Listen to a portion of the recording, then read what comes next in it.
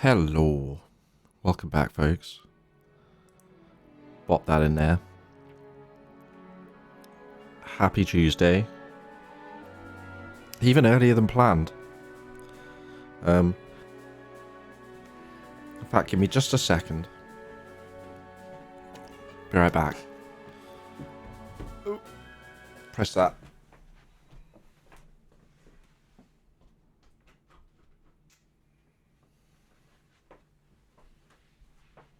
Okay. So, we are obviously back in with Lost Odyssey. I got it purchased. I just said sod it, got the digital version.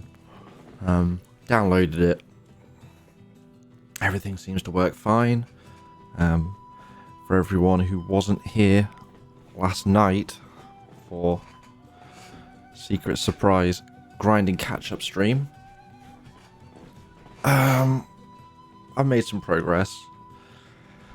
Just levels, or well, almost just levels. I accidentally ran into a couple of dream sequences.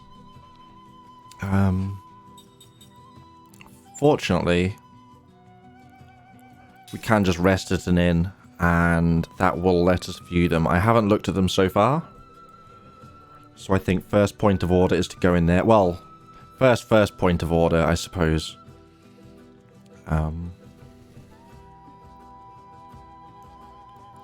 Will be to open the party menu and show that's where we are. Time is 46, but level, that is, obviously age much higher. Yeah, the lowest is Mac at 43, but that's not too bad. 3 level difference I can live with if I need to pull somebody in, right? And particularly since the game seems to have a habit of, well, I don't know if it's necessarily fair to call it a habit, but either way it's shown that it's willing to separate the party up. So I want to keep everybody with some level of competence. I think this is my main party. The 5th character, Cook, can pretty much be swapped out for whoever. I could throw Jansen in, I guess. We'll leave her there for now, I think.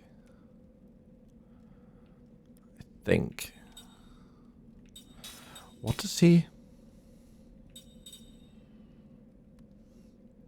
Right, he only gets up to level 2 white magic. And then keeps going with black.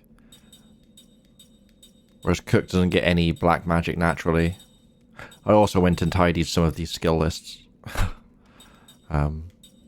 Not the mortal ones, the immortals. Just to make it a bit easier to work out what I'm doing. I still have 2 slot seeds. I'm not sure who to use them on. I hadn't decided yet. Until I have a firm answer, I'd rather hold off. For now, anyway. Don't know. Like, at least one of these is probably worth it defensively. In fact, he's lowest level. He's coming in. We're doing that.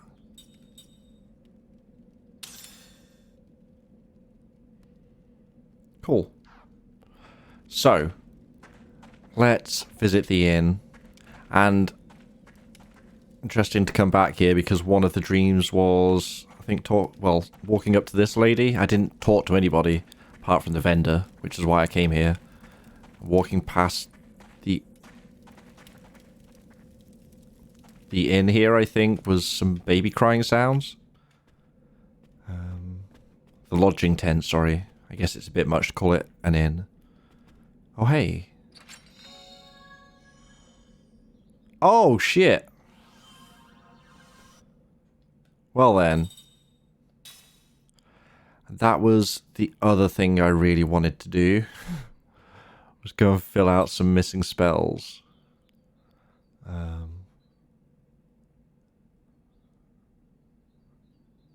don't know if 8 is the maximum spell level. or just the maximum currently visible. I can't remember how many levels it showed from the start. But yeah, Spirit in particular we're missing a few of. So if anybody knows where they are, and if they're still accessible, then hit me up. Otherwise, I guess I'll try and see how safely I can wiki it before we get too much further.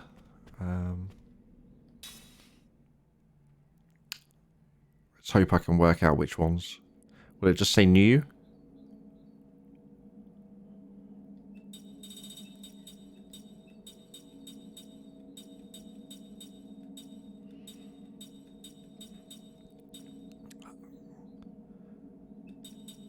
Is it those two? I guess so. Okay. The village closest to heaven and the stones of heaven. Interesting. Sound linked a bit, eh? Let's do it.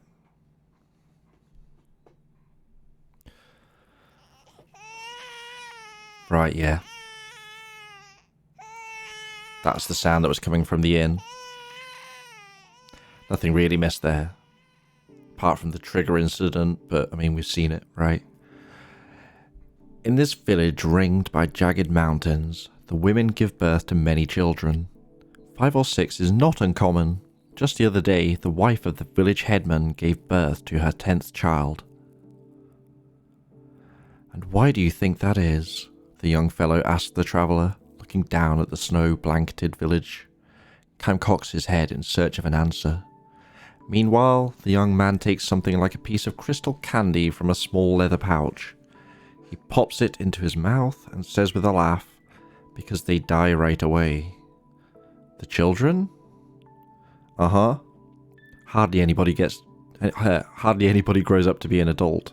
Most kids die after 5 or 6 short summers. Look at the village headman's wife. She's lost 7 kids already.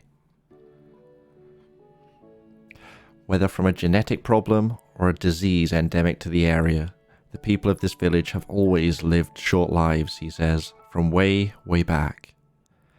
Now that you mention it, says Kime, I haven't seen any old people here. See what I mean? A few decades ago, I'm told, one person lived to be 50, but people say that's the oldest anyone ever got in the whole history of the village. This is why we give birth to lots of kids. Give birth to a lot and lose a lot. If just one of them lives into adulthood, though, the family line is saved and the village history continues. You see my point? The young man is 16, as is his wife. Their first child is due to be born any day now, literally today or tomorrow. The young man crunches down on the candy in his mouth. Let's get going, he says, and around his wrists he winds the ropes he uses to pull the sled. He hasn't loaded the sledge yet, but dragging it up the steep, snow-covered road is hard work. This, he says, is why the pay is so good. Only a few days earlier, he lost his good friend and fellow worker, who had been 3 years his senior. When Kime happened along, the young man asked him if he would help by pushing the sled from behind until they cleared the pass. Kime agreed, and they became an instant team. Kime circles around to the back of the sled and asks, You don't have any animals to pull the sled? Afraid not, says the young man.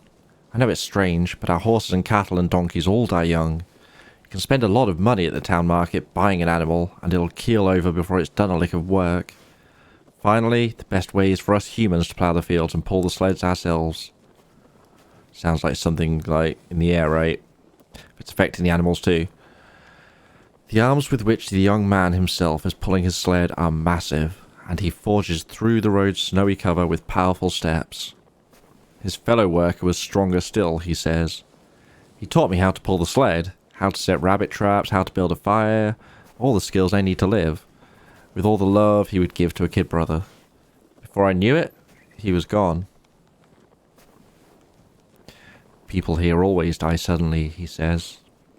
They can be perfectly healthy 1 minute and drop dead the next. No time for suffering, just like that. No time to call a doctor. Even if a doctor comes, there's nothing he can do. Did your friend die that way? Uh-huh. He was shoveling the snow that piled up overnight, clearing the road, when he dropped dead. By the time we ran over to help him, he was gone. That's how it always is. Always. That's how they die. Grown-ups, kids, everyone. And you too, then. I guess so. Nobody knows when the moment is coming. It might be decades from now. Or it could be tomorrow. After this cool pronouncement, the young man turns to look at Kime and, pointing to his own chest, says with a smile, or maybe even now. The smile is genuine, without a hint of despair or bitterness toward the cruelty of his fate. Aren't you afraid to die? Kime starts to ask him, but stops himself. It's a stupid question, he decides, and one that he is not qualified to ask. Where could a man burdened with eternal life find appropriate words to speak to a man burdened with the threat of sudden death? Sudden death? All I can hear right there now going through my head is smash sudden death voiceover. Anyway. Kime and the young man keep dragging the sled up the steep mountain path. Their destination is the lake beyond the pass. The young man's job calls for him to cut ice from the surface of the frozen lake and transport it back to the village. Interesting job. We in the village call the lake the Spring of Life. If you trace the source of the water that bubbles out of the ground here and there in the village, you always wind up at the Spring of Life. Kime nods silently. The ice from the Spring of Life takes forever to melt. That's why, look, you can even do this. Again, the young man takes a piece of the crystal candy, or rather ice, from his leather pouch and puts it in his mouth.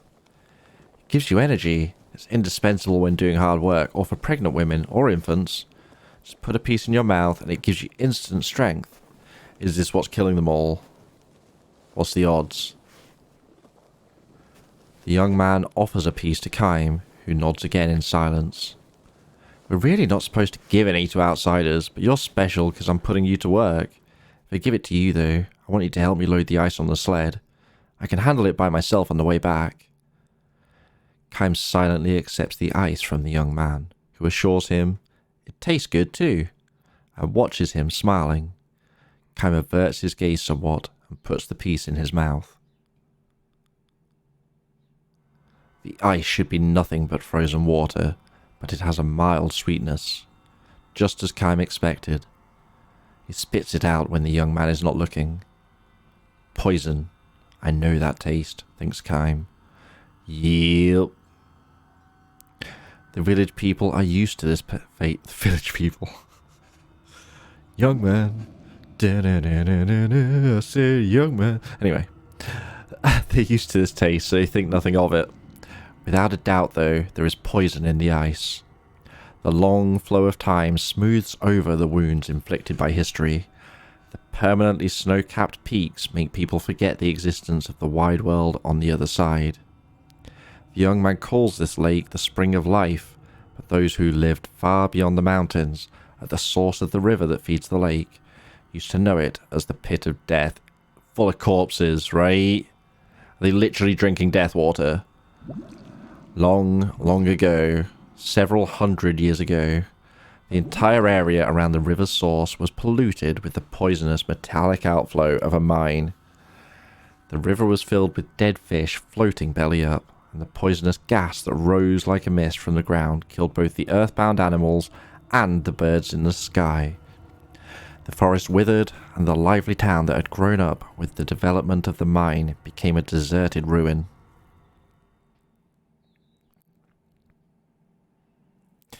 Nature took many years to recover, but the forest eventually turned green again, which attracted small animals and eventually the larger animals that hunted them.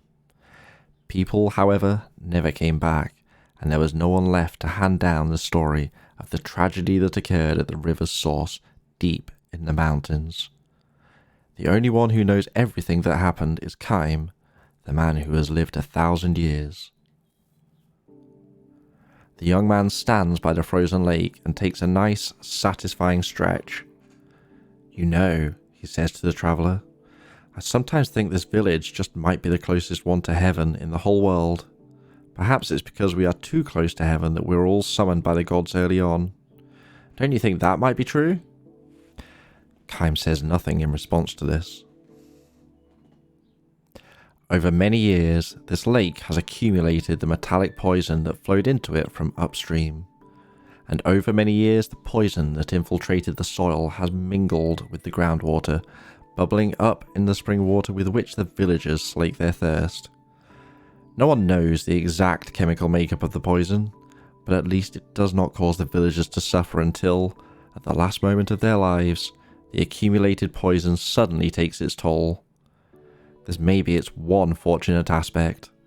On the other hand, this might simply make the misfortune it brings all the more conspicuous. Conspicuous? Conspicuous. Get there. Still, the young man says as he saws off a piece of ice by the shore, I do hope that the children my wife and I will be able to live longer lives. Say, if we have 5, at least one of them will live long enough to grow up and have kids. That way, for me, it would be like finding some meaning in having been born into this world. It was the same way with my father and mother, and my grandparents. They all had lots of kids and mourned the loss of lots of kids, but managed to raise 1 or 2 to adulthood before they died. That's what gives our life meaning. He wipes the sweat from his brow and puts another piece of ice candy in his mouth. If I were to tell him everything I know, thinks Kime, if I were to tell him everything that has been buried in the darkness of history, and if he were to tell the other villagers, the tragedy might not have to be repeated. The young man says, when a baby is born here, they ring the village bell. Also when someone dies. The same for both. Birth and death are like 2 sides of the same coin, so there's no sadness when someone dies. Everybody sees them off with a smile and a wish. You go ahead of us to heaven and save a good spot there for us. Do you understand that sentiment? I do, says Kime. I do. That's how we've always done it, welcoming lots of new lives to the village and sending lots of lives off to heaven. I've never been much of a student, so I don't know exactly how to put this, but I kind of think that maybe the village closest to heaven is a place where life and death are right next door to each other. The young man gives Kime an embarrassed smile at the sound of his own words. Maybe it's because I'm about to have a kid of my own that I'm starting to think about these complicated things.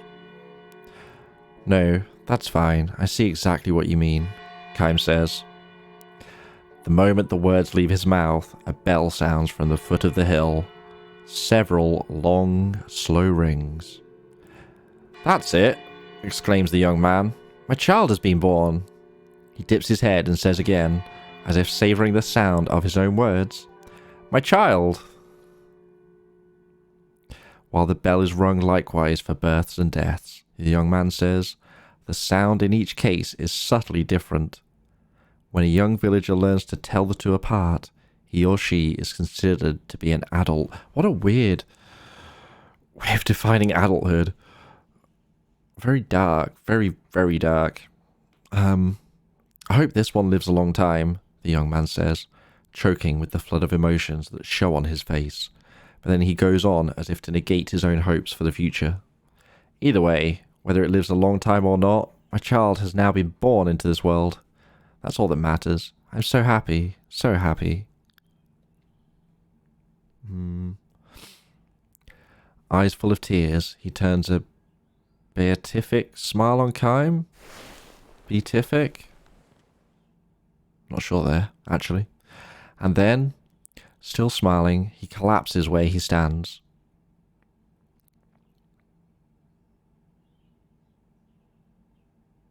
Oh, shit.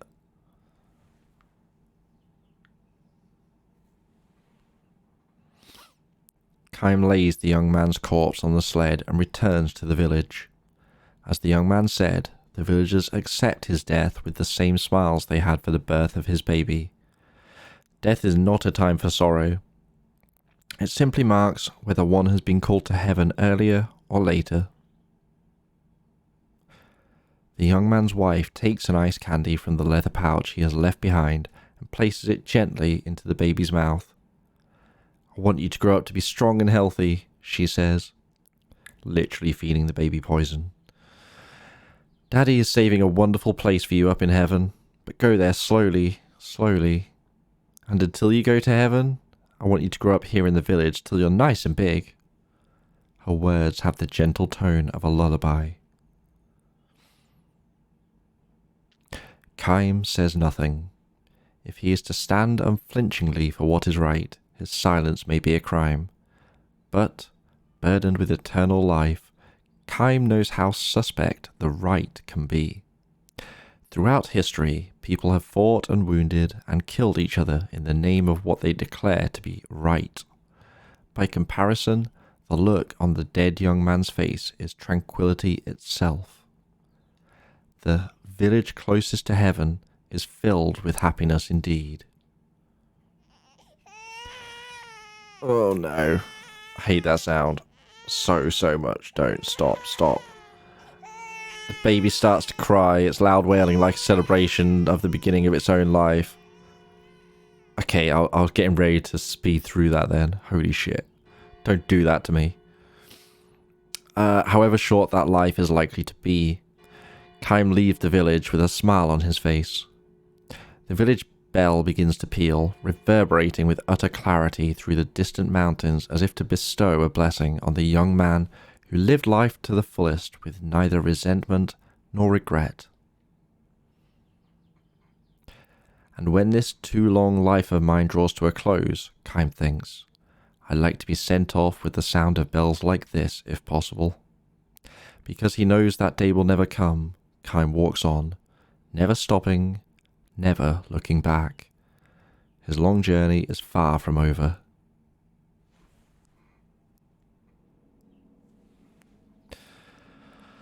Okay. Gonna take a little minute right here. And then we'll keep going. I was considering whether or not to spread them out, but it would require breaking up whatever we end up doing to go to an inn, and who knows how many others we'll acquire during the process of today's stream, so I figured we'll read these two. They're not super long. I don't know. I suppose I wouldn't mind so much if I wasn't reading them out. If I was just scanning them, or just reading them right. But streaming tax, I guess. That being said, reading them out slowly does definitely help to absorb them more. It's weird.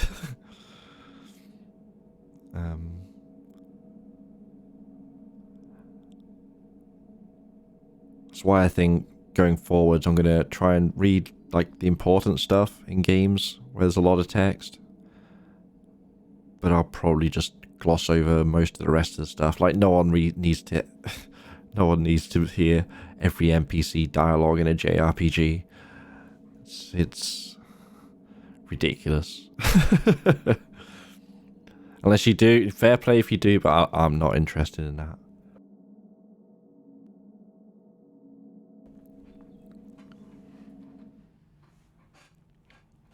The Stones of Heaven. The waterfall lies deep in the forest, more than a day's travel from the nearest village. It is said to be a holy place. In search of the divine amid the towering peaks, pilgrims stand beneath the plunging falls in their final ascetic practice. The water of the falls is freezing cold. All it takes is a momentary lapse of concentration, and the person is hammered down by the rushing water.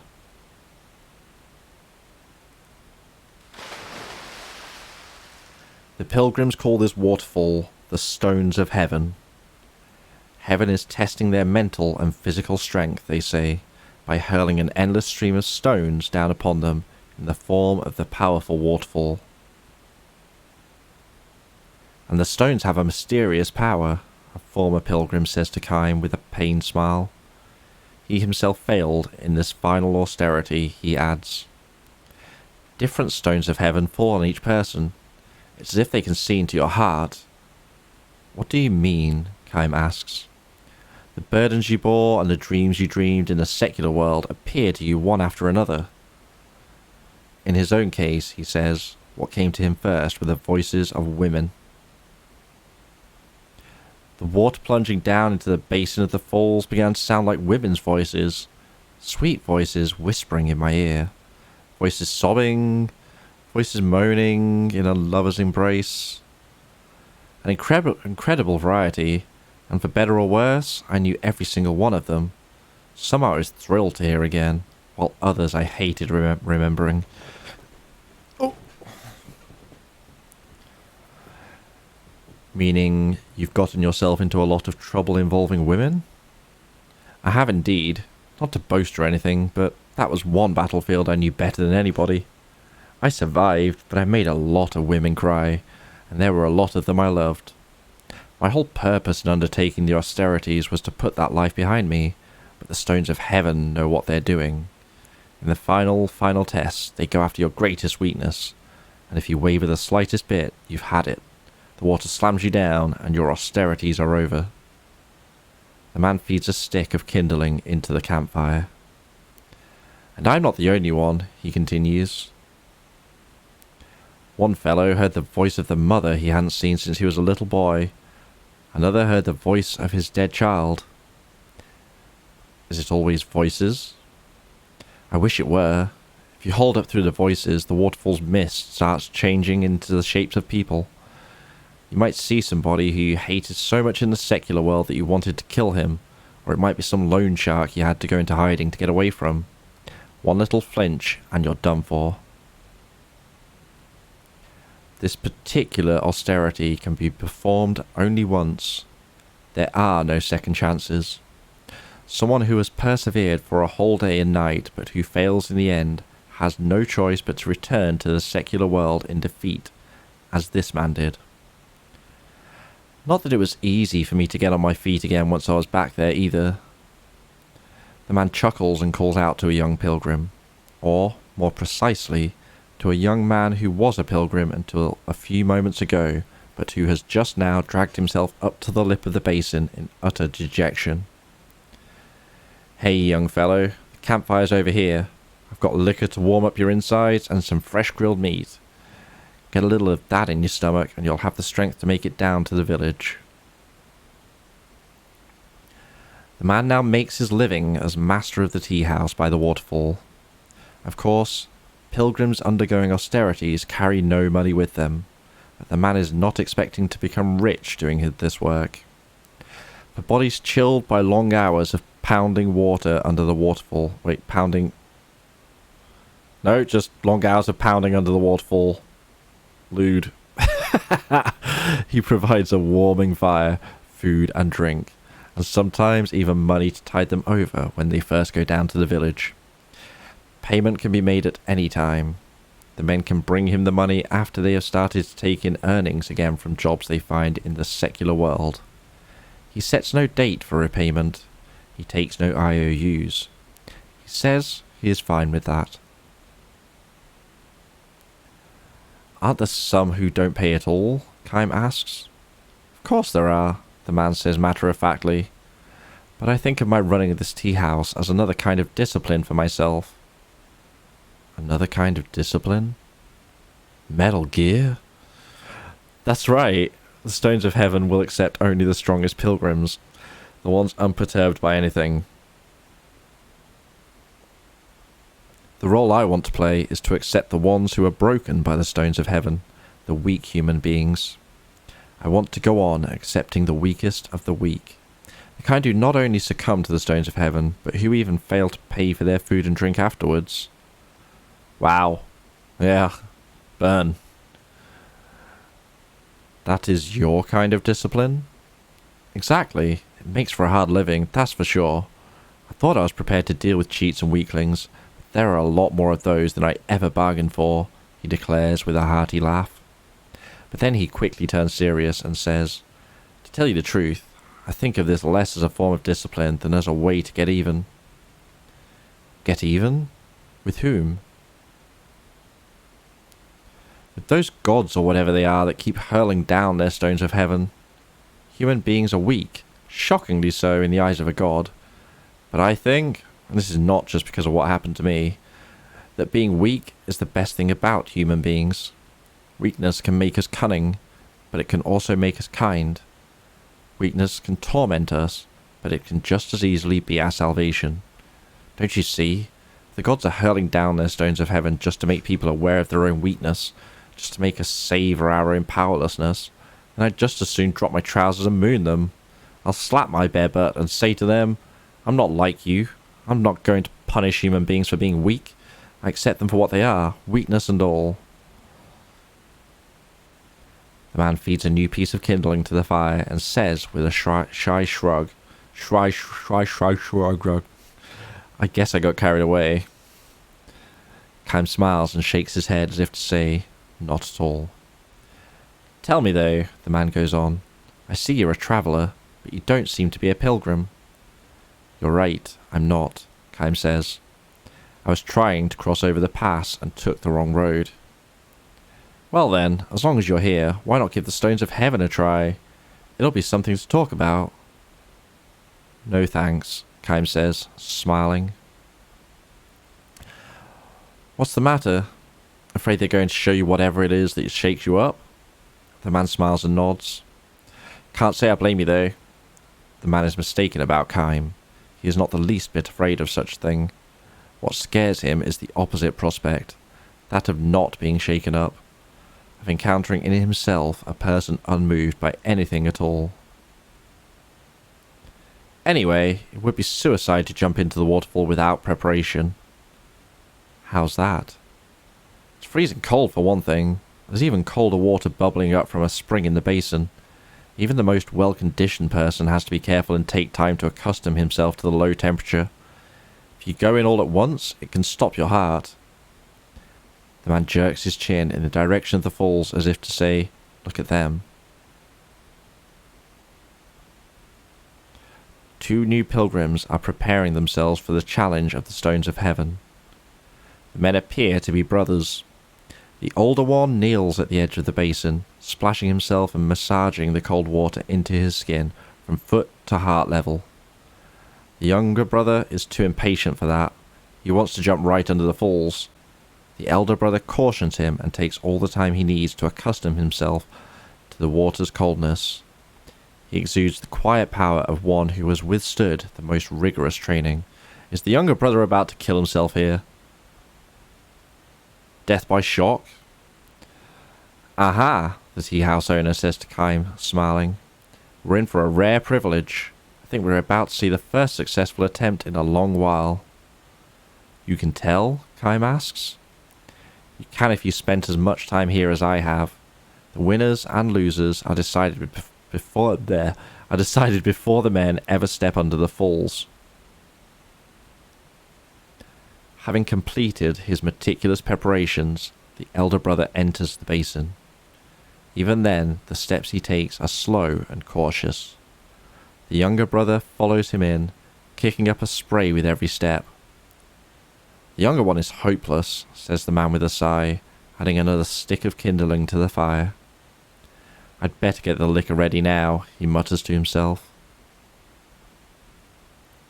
The brothers stand side by side beneath the pounding waterfall. The stones of heaven rain down upon them. As the man predicted, the elder brother, utterly calm, stands up to the onslaught of images sent by the stones of heaven. Also, as the man predicted, the younger brother yields to the stones of heaven and is beaten down into the basin of the waterfall. But then something happens that goes far beyond what the man predicted. Writhing in agony, the younger brother bobs helplessly in the basin, unable to raise himself. He is drowning. He tears at his own chest. His heart is failing. He was not fully prepared to enter the icy water. Help me, brother, please. But the elder brother doesn't move. He remains under the waterfall in total concentration. Wow. Hell of a fucking brother. Hey, what are you doing there? Hurry and help him, the man yells. But the elder brother's expression remains unchanged. He never flinches. He's drowning. You can't just leave him like that. He'll die. The elder brother never moves. He grits his teeth, keeps his eyes clamped shut, and shows no sign of moving out from under the waterfall, as if to declare, "This is it. This is the final test of the stones of heaven." The man screams at him, "You idiot!" and dives into the roiling basin in a rash effort to help the younger brother.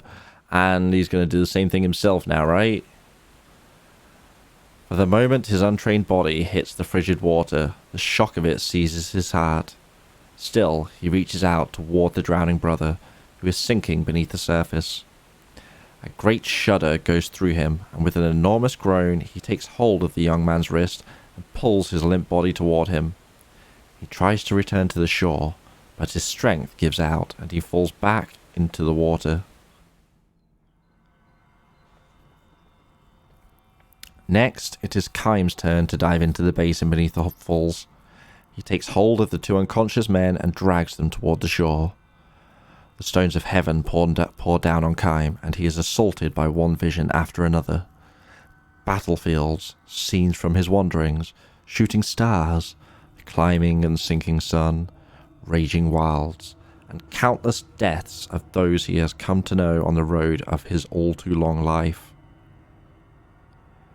"It will do you no good," he silently declares to the gods hurling the stones of heaven at him. "My heart remains unmoved. I have lived through a reality far crueler than any phantom you can show me." Whether or not his life is a sign of his strength, he does not know. He will not boast of it, nor will he tell the tale to others. He has, however, lived it. That much is certain. He has lived it through the years. Krim climbs onto the shore and lays the limp bodies of the tea-house master and the younger brother beside the fire. As he warms himself, he thinks, the gods who hurl the stones of heaven are inferior gods. If they could truly see into everything, they would never have been foolish enough to show Krim scenes from his past. For what would disturb him most of all would be the unwelcome sight of moments from his own limitless future. And if they were to ask him one simple question, "For what purpose were you born?" his knees would buckle in an instant. So I guess he didn't have his... Oh, did he have his memories at this point? It's hard to tell, right? He only lost his memories 30 years ago. Why was he not with Sarah before then? Were all these stories in that 30-year period? I don't... No, it can't have been. I don't know, it's kind of unclear. I can't work out a timeline for these. The first to regain consciousness is the young pilgrim. The tea-house master's condition is critical. Krim's attempts to warm him and massage his clenched heart have little effect. Pull yourself together now. Look, we've got a fire here. The fire you built. Let it warm you. Krim shouts into his ear until the man finally manages to force his eyes open a crack and move his purple lips. Is he alright? Sure, he's fine, don't worry. Oh, good. Good. Pull yourself together, man. Tell me, though, is strength the same as coldness? Never mind, stop talking. Because if that is true, if strength is coldness, I don't want any part of it. The man gives Krim a faint smile and closes his eyes. He will never open them again.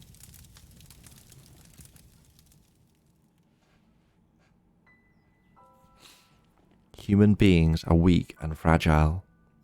All it takes for a person to die is for a fist-sized organ to stop beating. Human kindness, on the other hand, may derive from everyone's profound awareness of the fragility of life.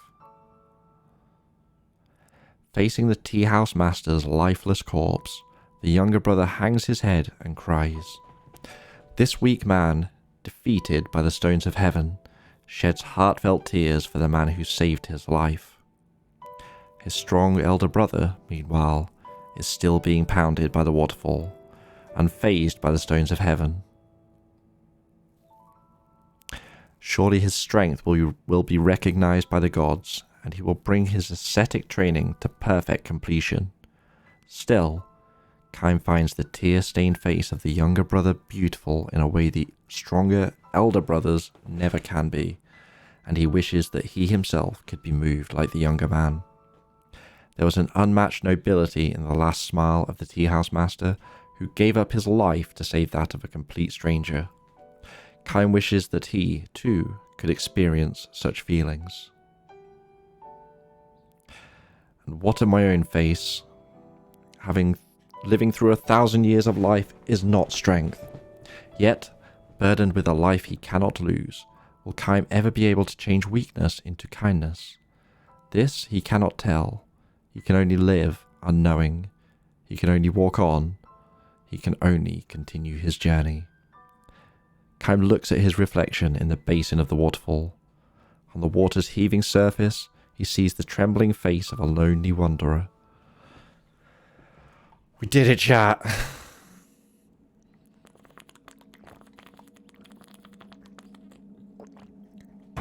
Okay. Yeah, that's a lot of reading. All right.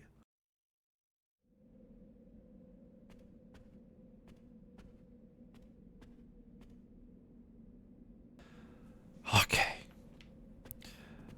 I think the next thing to do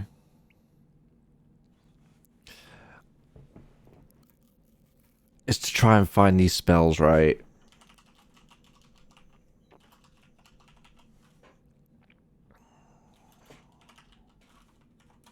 There we go. Let's try the wiki.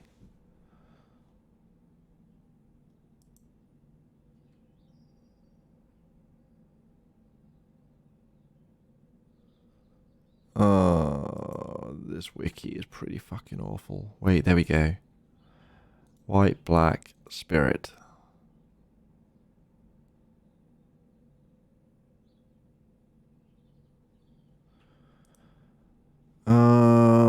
Level 7?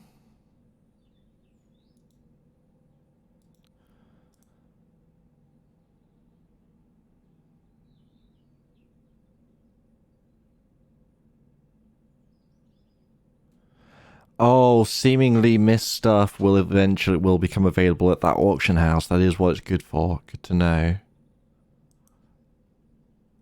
Okay.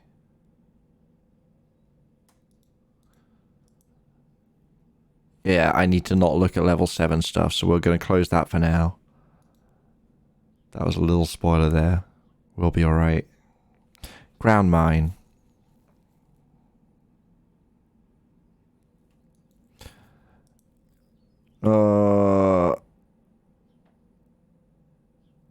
Brought from a store. Okay. What store's that? Oh no. Goatsa. How would I possibly get to the store in Goatsa now? Wasn't Goatsa wrecked? Wait, I'm confused now. Didn't that get exploded?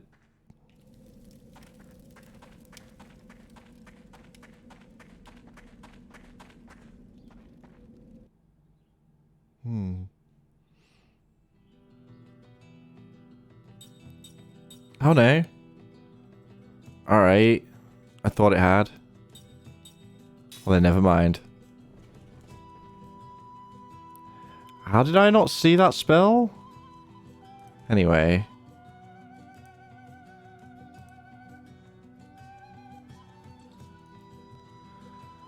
The spirit magic is the one I was really focused on, so we'll grab those.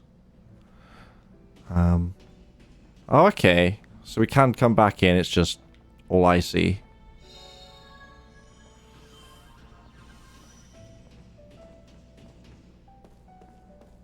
Maybe it wasn't available before? Potentially. I don't know. Oh. You know what's coming. Are you alright? Do you feel any pain? I'm fine. It's just a cold. I'll be okay with some rest. Stop worrying about me. Alright. I think this is going to happen a lot if we go back to other areas, isn't it? All right, give me a moment to mentally prepare for a third one. Whew.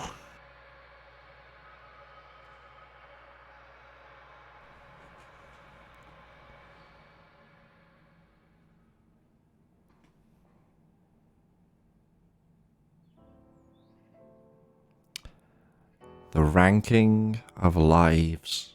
Oh, okay. Gonna be a light-hearted one, eh? A terrible epidemic is ravaging the kingdom. Oh. The onset of the disease is sudden. Due to genetic or perhaps hormonal factors, it strikes only males. The victim experiences a high fever, a violent headache, and often a swift death. The disease does have two hopeful aspects. First of all, once an individual survives it, he need not fear catching it again. From then on, he has immunity. Secondly, an extremely effective medicine exists. If used preventatively or in the initial stages of the disease, the drug, a tablet made primarily from a plant that grows in the mountains, almost always results in a cure. Does this mean people can relax and that there is no need to worry? Unfortunately not, for an ironic twist of fate is something that life tends to thrust upon people all too often. The high-altitude plant used to make the medicine that is so effective in prevention and early cure is extremely rare, verging on extinction. In other words, there is not enough medicine for all the kingdom's subjects, only for certain people. Alright, I see how this is going. Do you see what I mean? Asks Doc, a quiet man on patrol in the capital's marketplace with his fellow military policeman Kime. Sending his sharp gaze down one alley after another, Kime responds, "You're saying they rank people to decide who gets the medicine?" "Exactly," says Doc. "In deciding the rank order, they brand us as either subjects indispensable to the nation or other subjects. Capital military policemen will receive their medicines... Too much reading today. Anyway. Will receive their medicine relatively early, which demonstrates their ranking as subjects indispensable to the nation. And it's a shame because too much will potentially make me not appreciate these as much, and they are generally well written, nice little mini stories. But yeah, soldier on. I guess it makes sense, Doc goes on. If all of us were to keel over, order in the capital would break down like nothing. We always have to be the picture of health as we patrol the city, right, Kime? For the sake of the homeland, as they say. I suppose so. First the royal family gets the medicine, then the royal guards, third come the politicians, and then the financiers who run the country's economy, the police and firemen, doctors, and finally us, the capital military police. There's not enough to give it to just anybody. Doc all but spits out those final words, and he asks, "What do you think, Kime? Ordinary subjects are people too. Is it okay to rank them like that?" In theory, Kime should be able to reply without hesitation that of course it is not okay. But realistically speaking, he says, there's no way around it. He averts his gaze from Doc's as he hears himself saying these words. "No way around it, huh?" he mutters with obvious distaste. "Maybe you're right. Maybe there is no way around it." He sounds as if he is trying to convince himself. In fact, it does seem to be the only means open to them. The folks here in the marketplace know about the disease, obviously. "Obviously," answers Doc. "If their fears get the better of them, they could riot at any time." "Absolutely.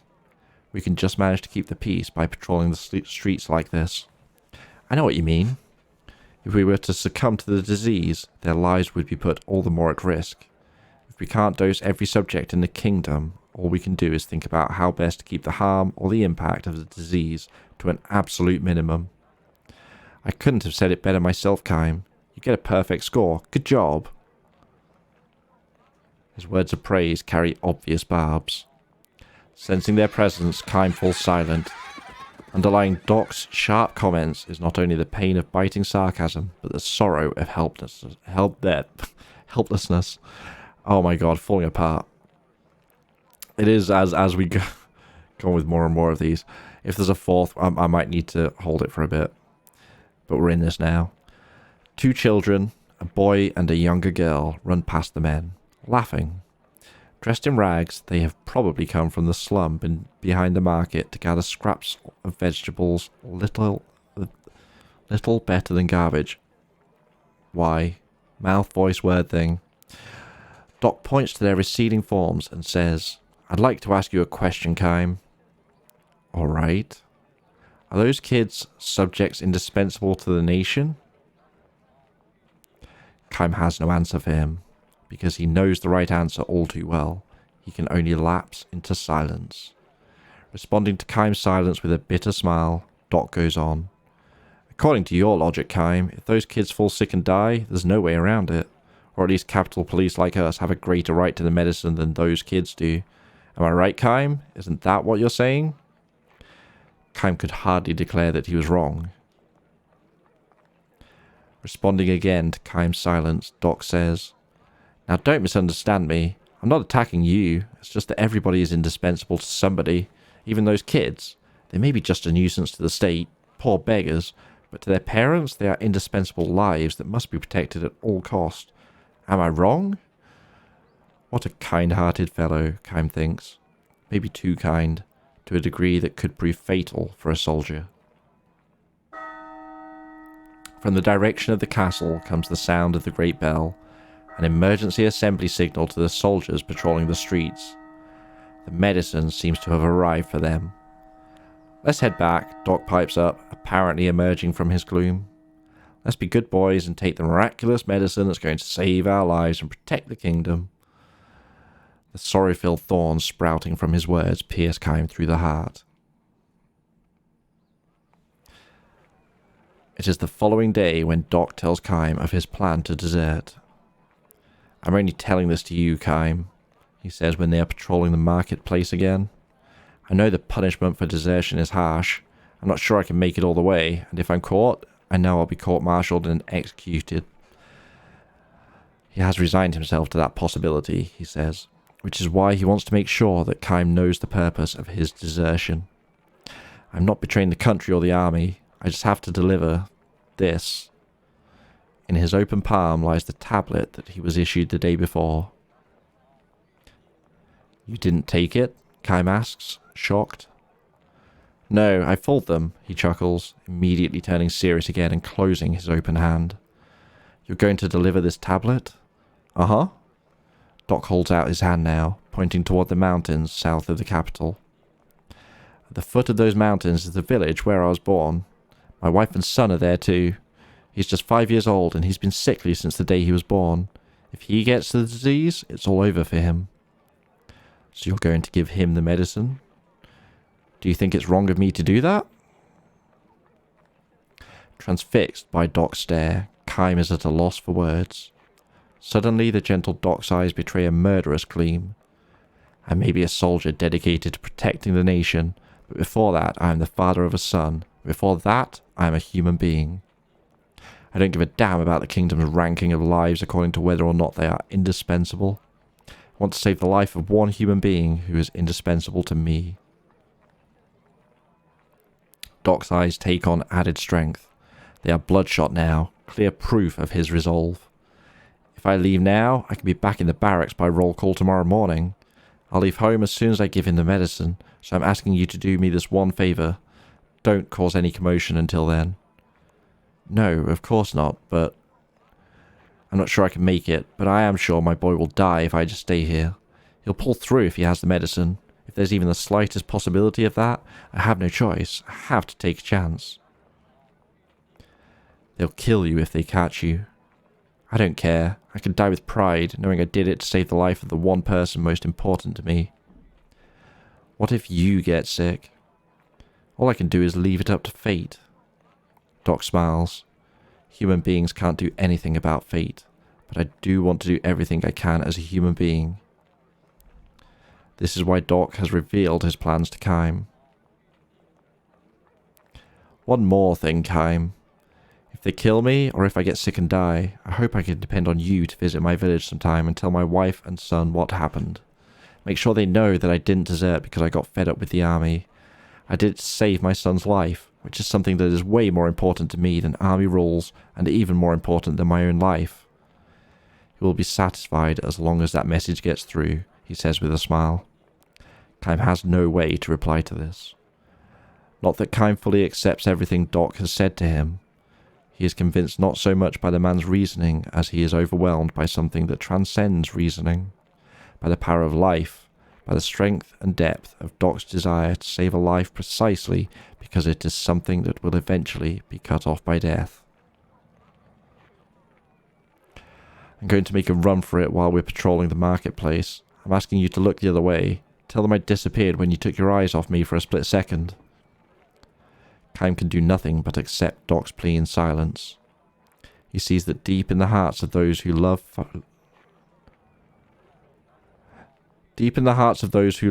finite life is a place that cannot be entered by those who have been burdened irrevocably with life everlasting.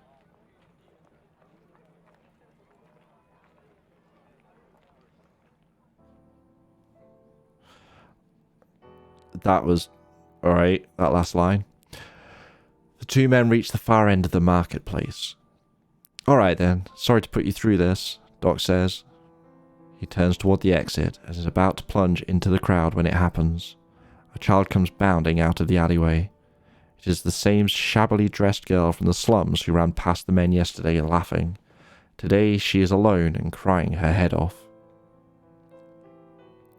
She looks around with wild eyes, and when she spots Kime and Doc in uniform, she comes running to them, shouting, "Help! Help!" "What's the matter?" Doc asks. She takes his hand and leads him into the alleyways as if to prevent the surrounding people from hearing what she is about to tell him. "It's my brother," she blurts out. "He's sick, he's got a high fever, and he's shaking all over. We've got to do something or he's going to die." Kime and Doc look at each other.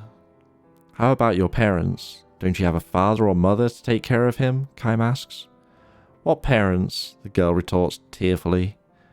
"They both died a long time ago. There's just me and my big brother. Oh, please help him, please." "But I was just..." Doc mutters, fidgeting, ready to run. He looks at Kime with pleading eyes. Kime kneels down and looks the girl straight in the eye. "When did his fever start?" he asks. "Just a few minutes ago," she says. "We were leaving to pick up vegetable scraps and he fell down."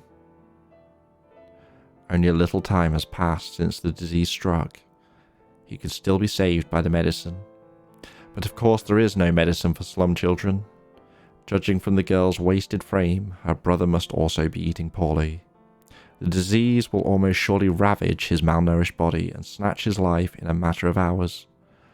The girl will not come down with the disease, of course, but even if it cannot attack her directly, once she has lost the only other member of her family and has no one to take care of her, the tiny thing is bound to trace the same fatal path as her parents and brother, sooner or later.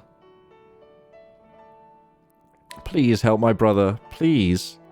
She clings to Kime and Doc, huge tears streaming down her cheeks. Kime gives her a slight, silent nod. He rises slowly and reaches for a small leather pouch dangling from his sword hilt. Before he can lay hold of it, he hears Doc saying to the little girl, "Don't worry." Doc is holding out his hand to her, smiling gently. In the palm of his hand is a tablet. "Give this to your brother," Doc says. "There's still time to save him." The girl gives him a puzzled look and hesitates until he urges her. "Hurry, do it now." She reaches for it uncertainly and takes it in hand with great care. "Hurry home, now," Doc says with a smile for her. The girl dashes off. "Thank you, thank you, thank you." Her shrill, tearful voice rings out as she disappears into the alleyway. Ugh. I knew we would. But yeah, it's never easy, is it? Fortunately, in modern life, we don't have to make these kinds of choices very often, but I don't envy medical professionals, for instance. Anyway, I'm glad it worked out like this, Kime, Doc says with a shrug and a pained smile. "So now I won't be branded a deserter, and I won't have to give you anything to worry about. No, this is a good thing."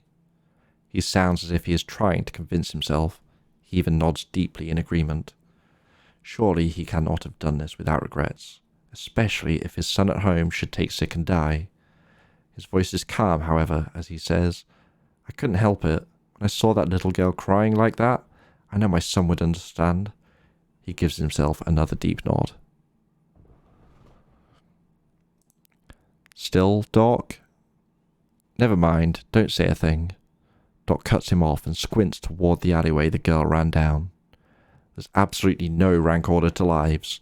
The only thing that matters is to save a life you see with your own 2 eyes. I know what you mean, says Kime. Just because I saved one slum kid's life, there's no guarantee he'll grow up to be a credit to the nation. Maybe all I succeeded in doing was prolonging the life of yet another drag on the state. Maybe after I get back to the barracks, I'll start thinking of other people I should have saved instead of him.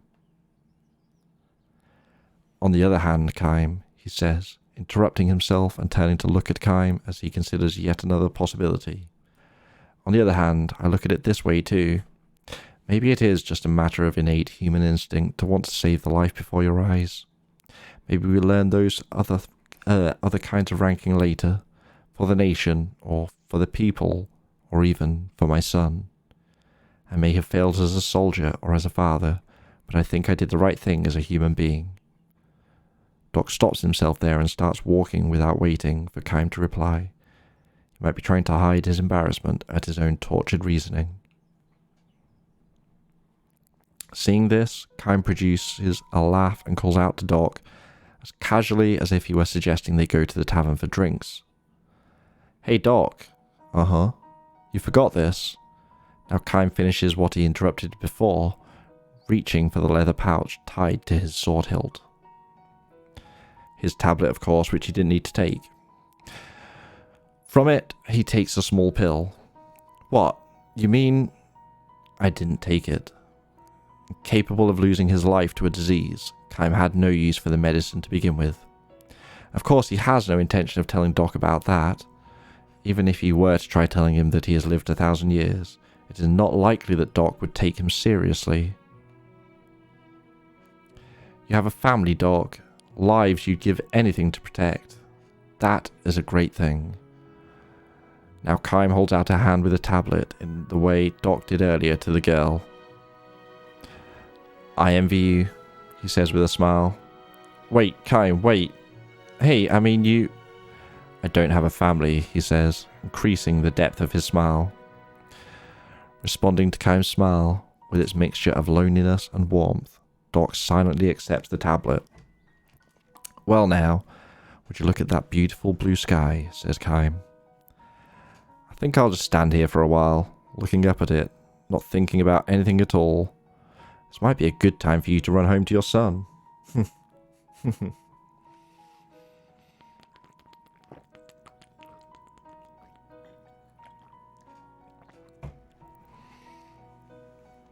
Kime does as he says, looking up at the sky. Before long, he hears the sound of footsteps running across the stone pavement. Make sure you come back alive, Doc, Kime mutters. Kime strolls along, looking up at the blue sky, until he disappears into the marketplace crowd. Alright, yeah, that's the last one of those for a while.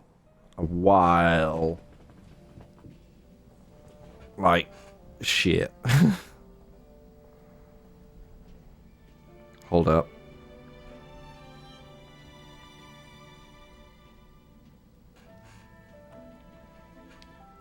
Right, we want the 10th floor. Is this refreshed? No, okay.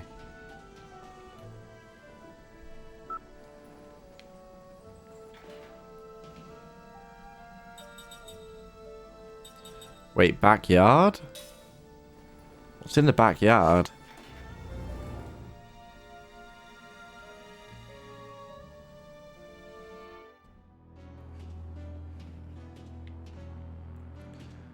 Fight cage?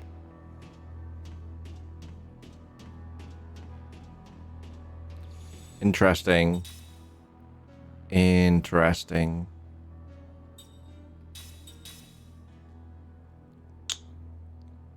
Let's have a look. See what's cracking. Also, are these ladders?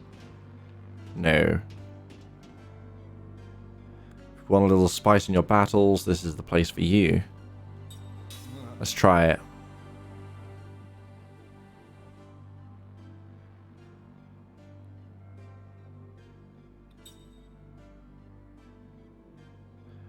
Up to 2 player characters, attacks not allowed, skills not allowed, items not allowed, magic only. Interesting.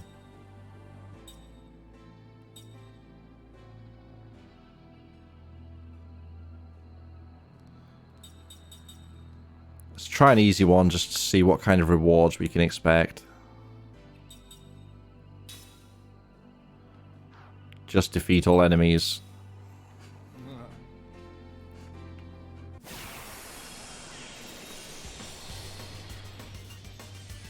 Ooh!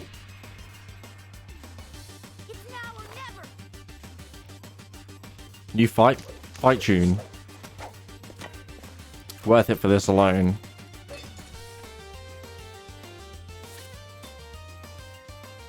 Oh, I love this song. Why didn't we get more of this?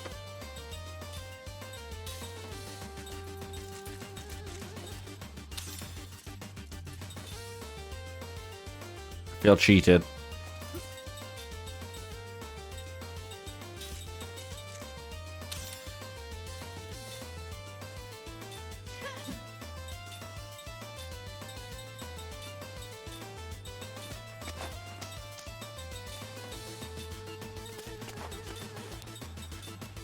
I don't even... What nonsense should we give you?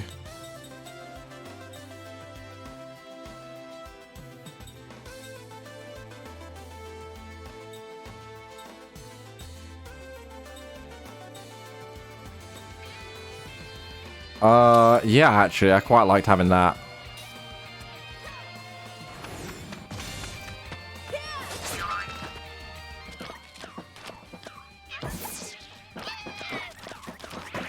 Uh-huh.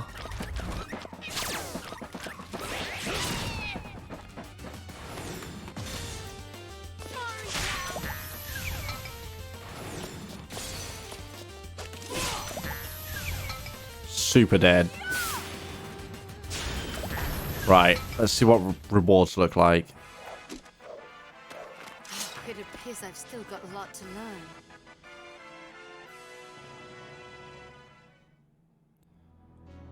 No XP, notably. Backyard for beginners.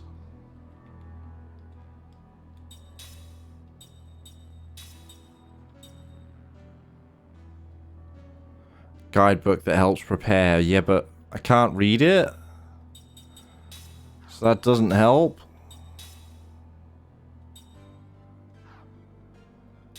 Unless I can.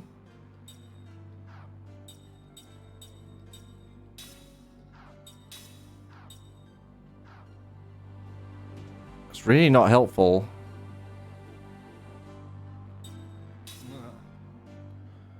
Alright, let's try another one.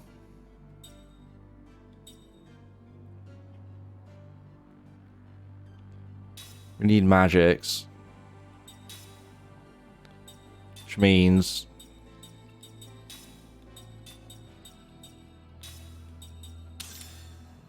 Ladies' night. Okay.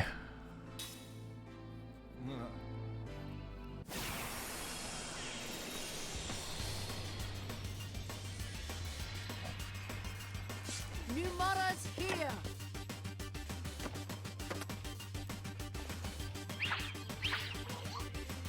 Oh, I see.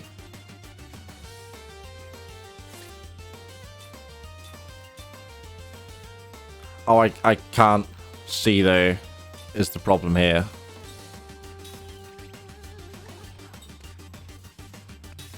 I need to see the stats. There we go.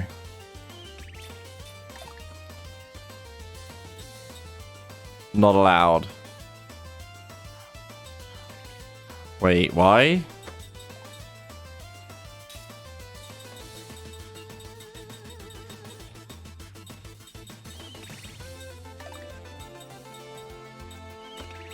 Alright. Nuts to me then, I guess.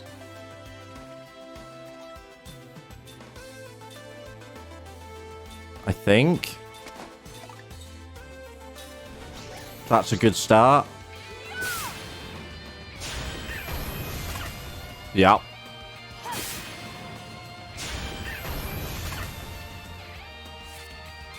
And then I'm honestly not sure.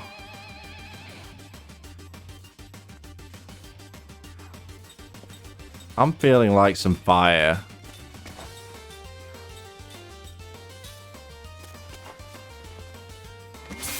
Yeah.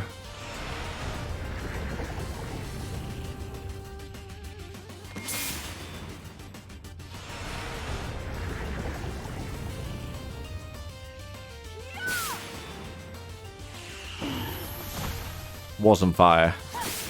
Oh well. Brute force. It appears I've still got a lot to learn.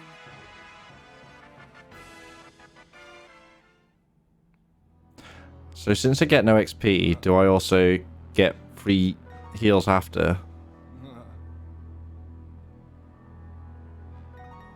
Ooh, yeah. Okay, we like those. I guess we're doing all of these now then. Oh, I could have done that better?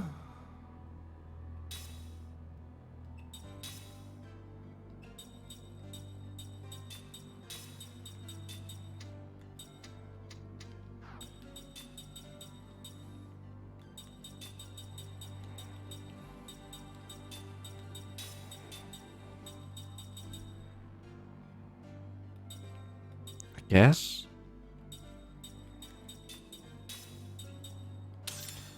Let's do that. Yeah, looks like they are on full health and MP.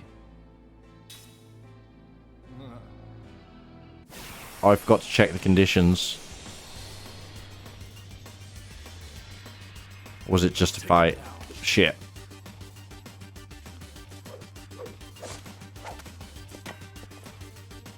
Oh, the bugs, right.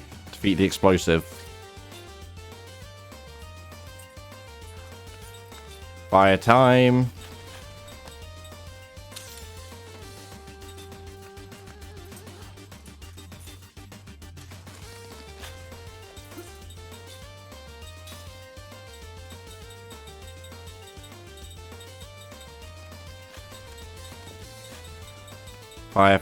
Fire.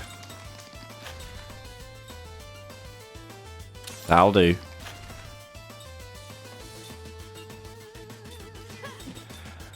Should I just gamble on it? Why not, right? Let's go ham.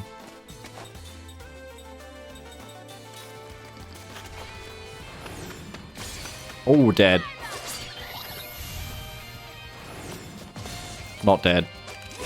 Oh, no, still dead. That eats two.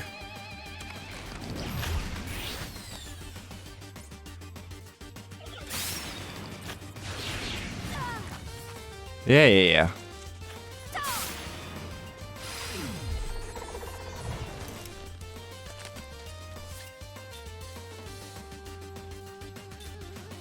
I don't get what's meant to be so tough here, but alright.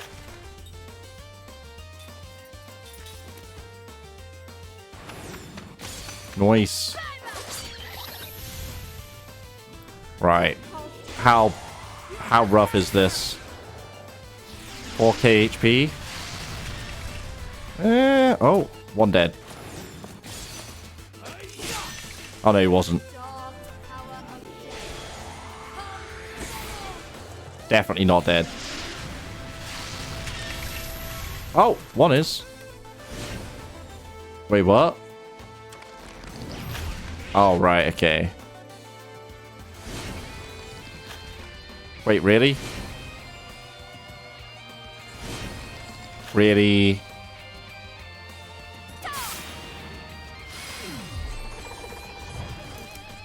More gambles coming your way, buddy.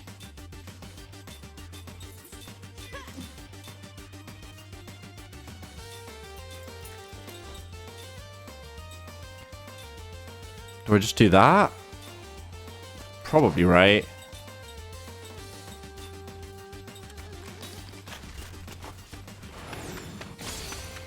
One. Two.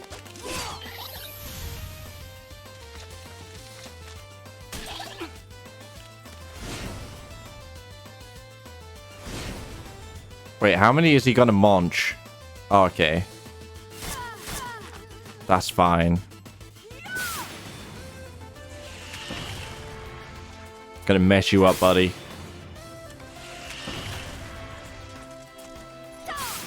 Massive random number, please. Yeah, that'll do. That will definitely do. What a cinch.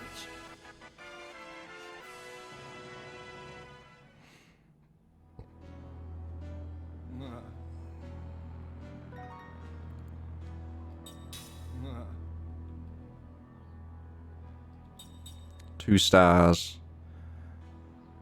Defeat the evil eye when within 10 turns. Keep rolling. I'm worried I should have saved. Although we don't take lasting damage in these, so I'm going to assume we don't game over if we fail. I'm gonna hope.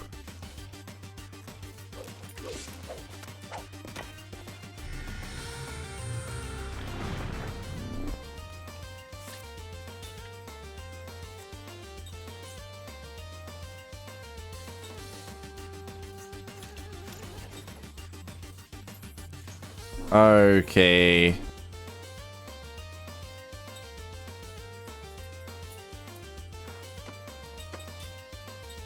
Just go specifically for beast. How many beast related rings have I got?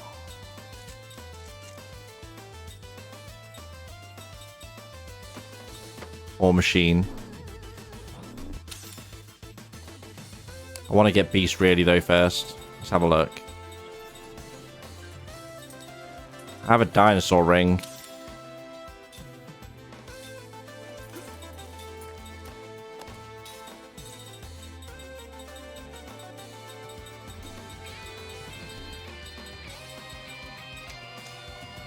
Beast one, no. It's hard not to want to use that right now. We'll do that.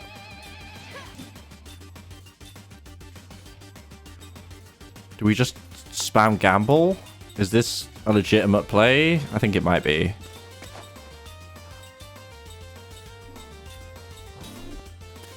RNGesus. Huh.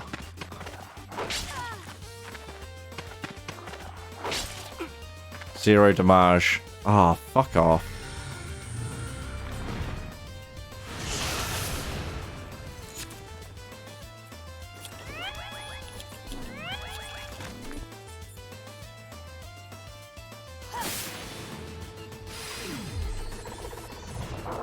I'm curious if I only have to defeat the evil eye.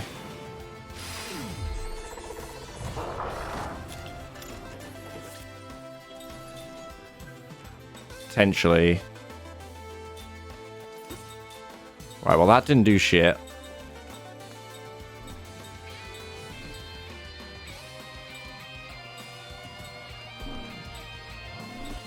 Is that the best I've got? It might be.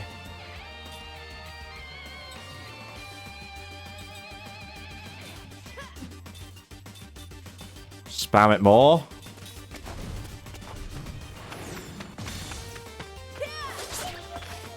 Didn't die. Rip.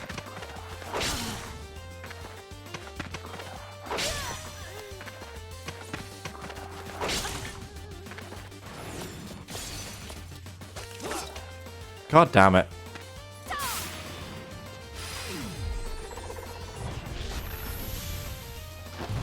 There we go. Level heads win battles. Oh. Keep it simple.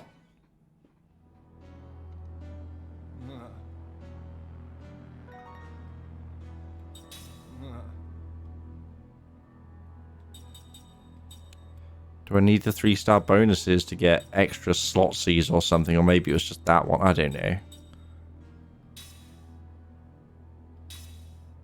at least finish off the options we have. This is... I assume this is going to be a repeat of that boss fight where Mac was held captive. We're about to see a ghost Mac. If it's a fight you want, you got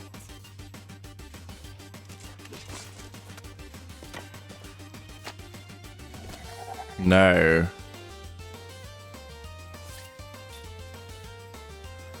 Spare the controlled one. Oh, so you're not allowed to take out the front row. Alright.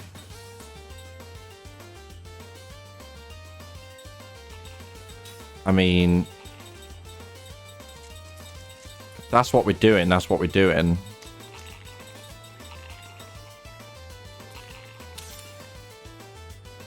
But we are just going to sit and spam gamble.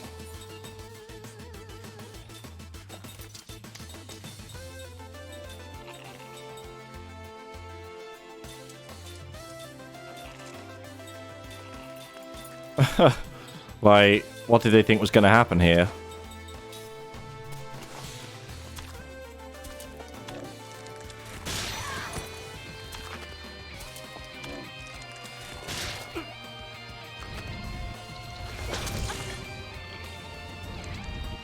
Oh, that's what they thought was going to happen here.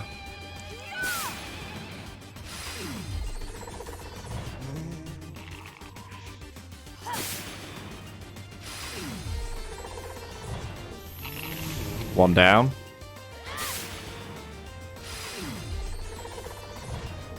Two down.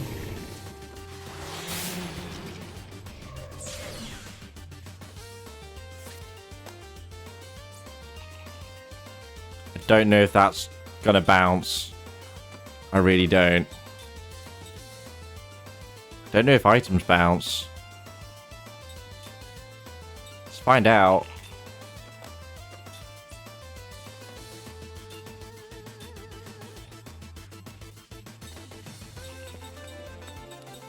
Unless there's a way past reflect.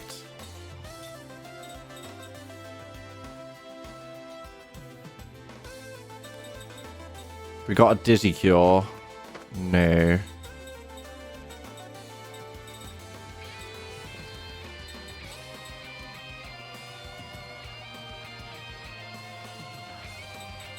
What do we got?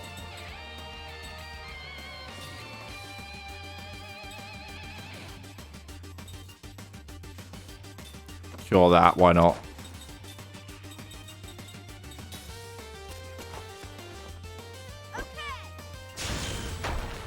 Oh, that heals. Interesting.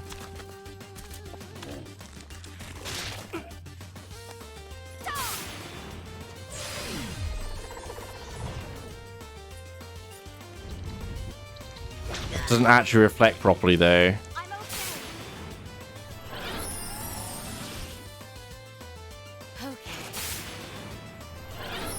Oh, great.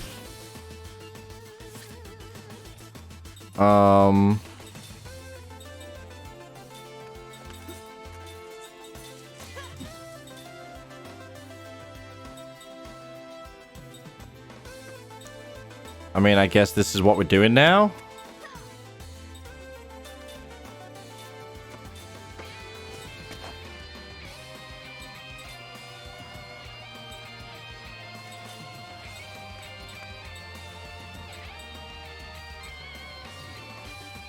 Will that do it?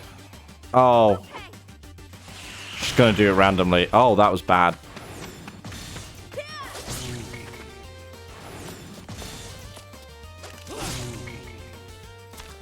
Maybe I can attack them in a way specifically just to lower the guard? I don't know.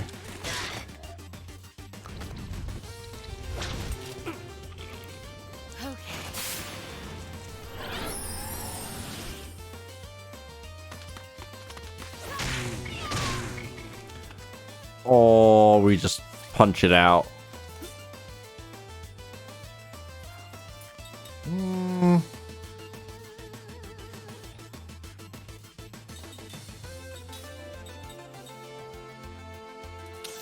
GC.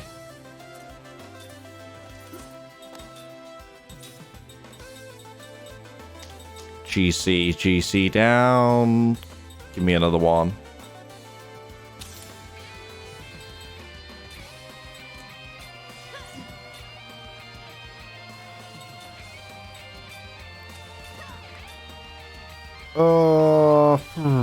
I mean, endless battle here.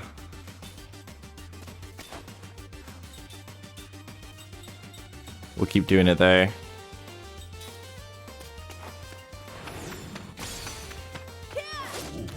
Big miss, great.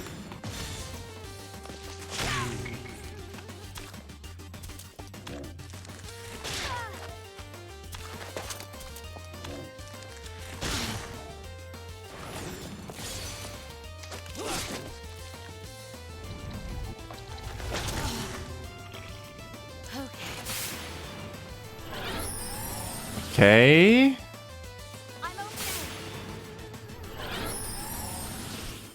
Holding it together.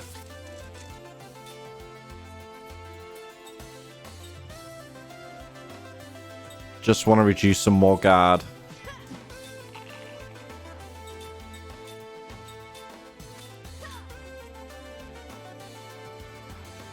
You know what?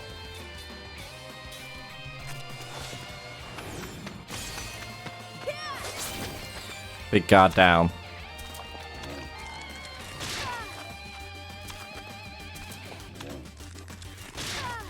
Yeah, I know. We'll heal you. There we go. Level 2.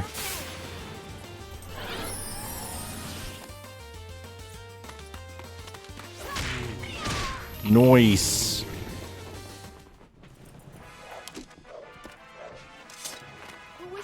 Let's not just go for the brute force option. Tends not to work great in this game.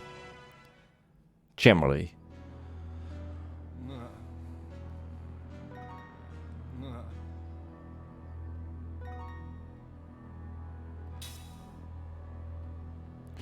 Alright. We did one of every fight. 5 for an item.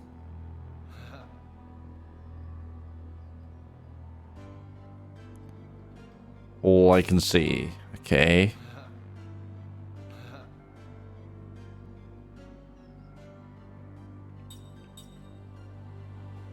What's soul medicine?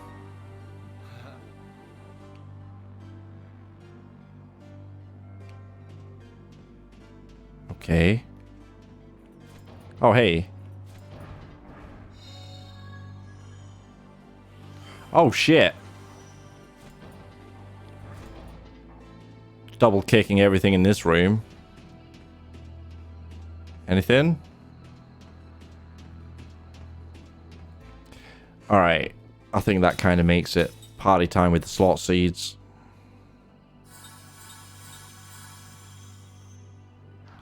I'll keep one back though. Free skills for everybody.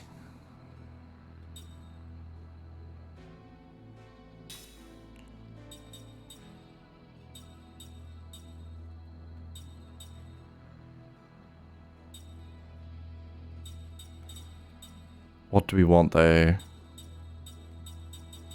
Survivability? Power guard. That's what we want.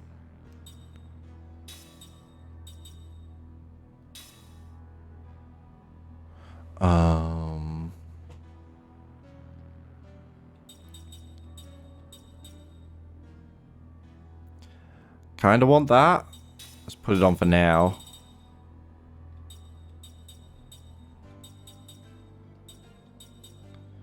Yeah, I've not seen any of these special accessories or royal equipment. Unless it means like the swords that Tolton uses. Are they particularly good?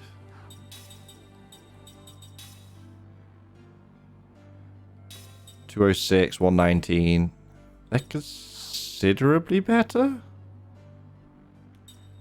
Huh, hang on.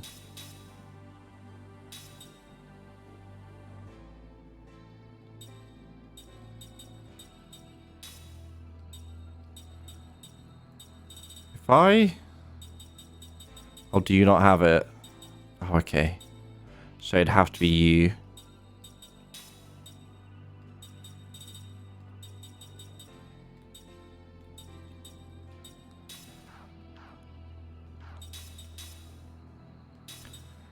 does. Ooh, now this is interesting.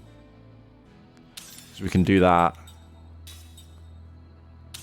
823, 823. Suddenly, she's hitting a lot harder. Don't think there's anything in here that's royal equipment. Unless there's like a royal ring. Wait, does he have that too? No.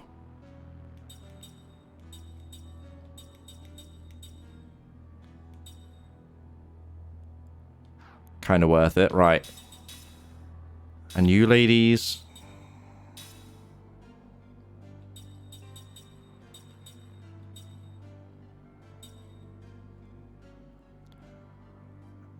I don't know which ones to throw on.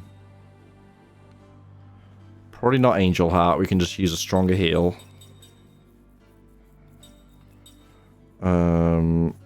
MP? It doesn't hurt, actually.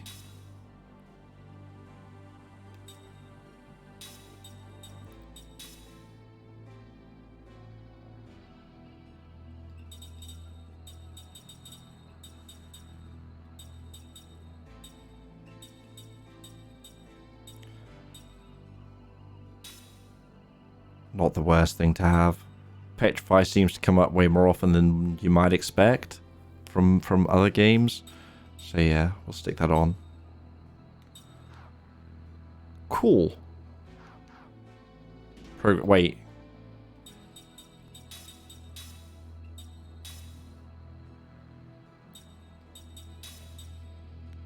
Oh, you've learned that. Oh, you were learning White Staff from Kirk. You know what? In that case, we will throw you back for a little bit. Just to learn. Save. Absolutely save after all of that.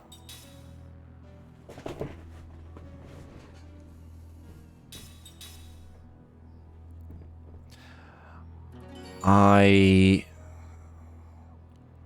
predict that there will be more options in this area later. But for now, wait, what have you got? Nothing. Just a lust for violence, eh? Oh. 10th floor. For what we actually came to get. Fill in our spell book.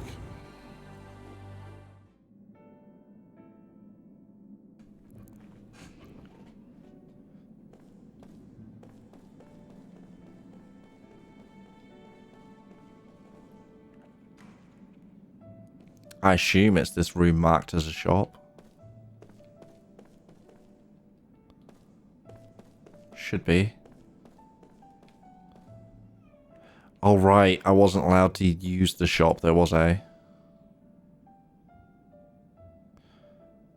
Oh, okay. Now you'll sell to me. I see.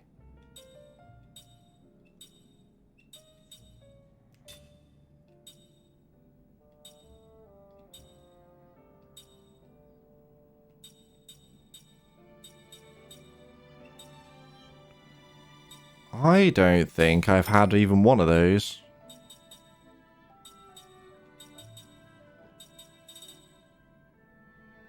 Or those.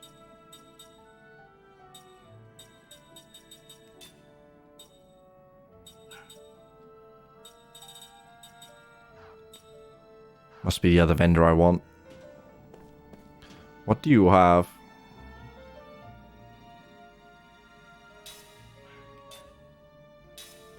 Weird how quickly she turned around on that. Oh, wait.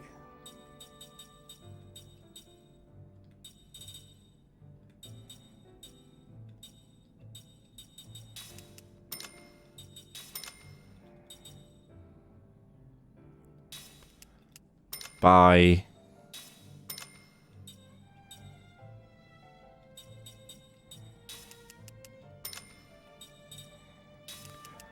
These have come in useful a few times now.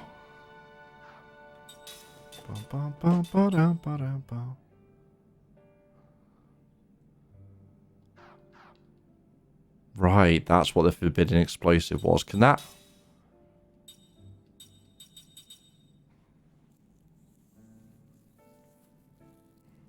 Straight damage up. I'm going to buy some of those beast hides.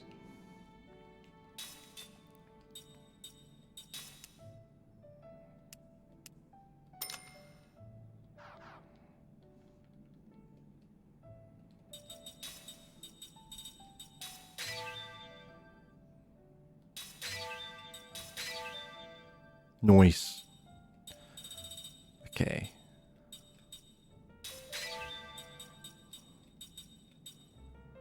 Forbidden explosive. 8 times GC damage. Whoa, that's what we want. Beatstone. How do we make a Mauler ring? It's going to be between those, right? Beatstone, Beatstone. 5 of them. What's she selling?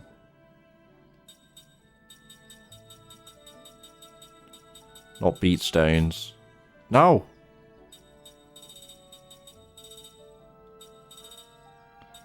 Damn. Immediate decimation of GC is just insane. I want that shit.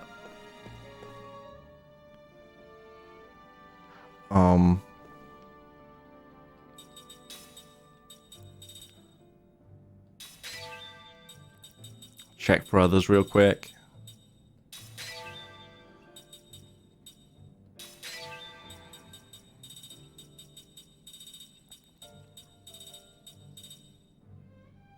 Me.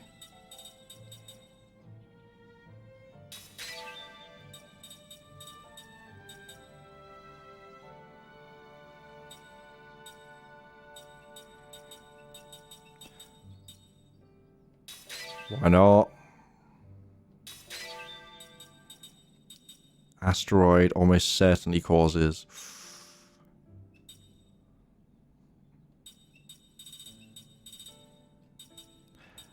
Thing is, without going and testing and learning, I'm never going to know which enemies it's worth equipping that for.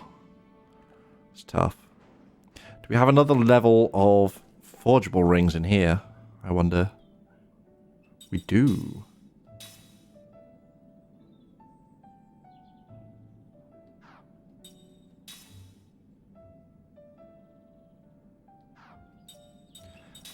However, massive lack of components. Okay. I mean, that seems like a system I could probably sit and min-max and spend hours doing so. I don't think I have the patience. I don't think I do. Not right now, at the very least. So. We got the spell. Most importantly. Hold up.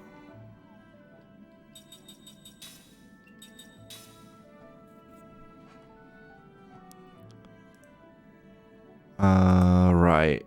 What's this level 2? We never got regenerate.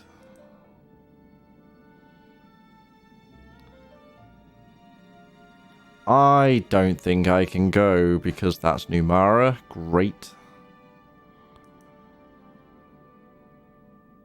Level 4.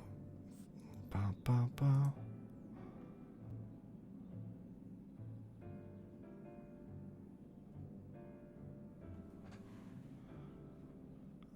Tosca.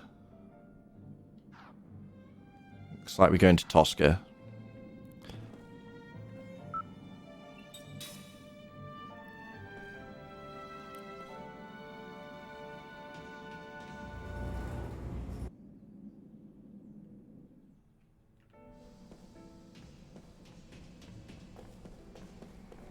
How did I get in here?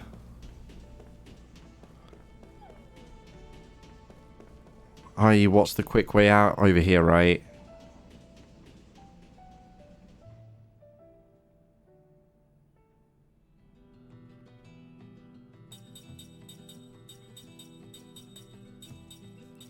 Yeah, that's where my missing level 2 spell is.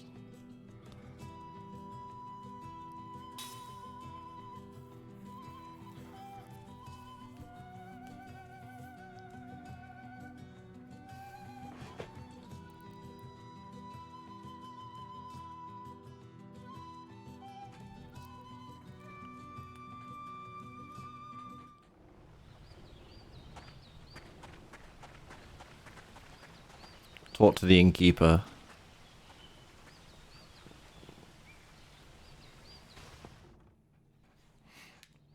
Because I'm not just missing out on the individual spells here, I'm also, of course, missing out on any composites coming from those spells.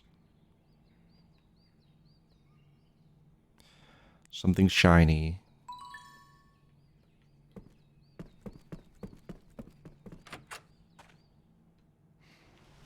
Now that we have that,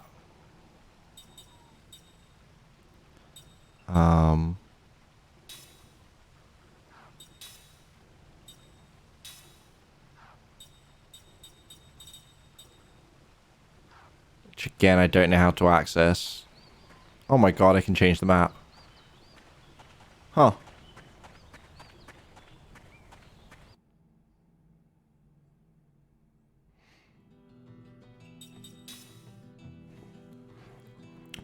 Wonder if coming back here with Sarah does anything.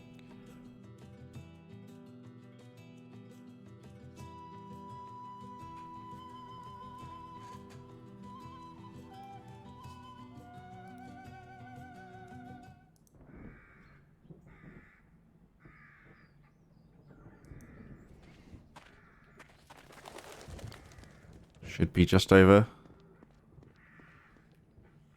There we go.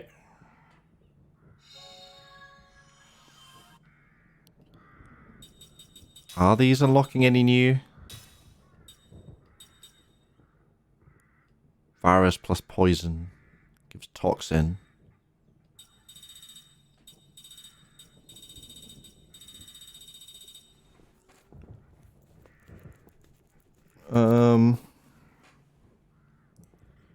I really hope eventually I can go back and get that spell. Regenerate. Okay.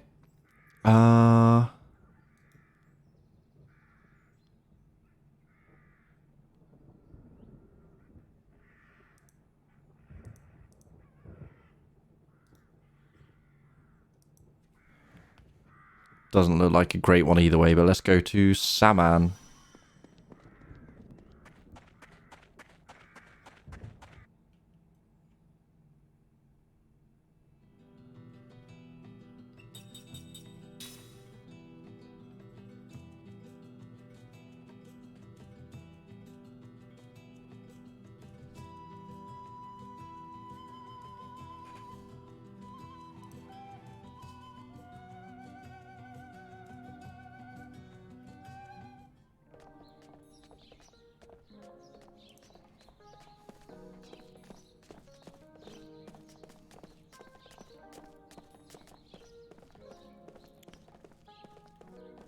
You.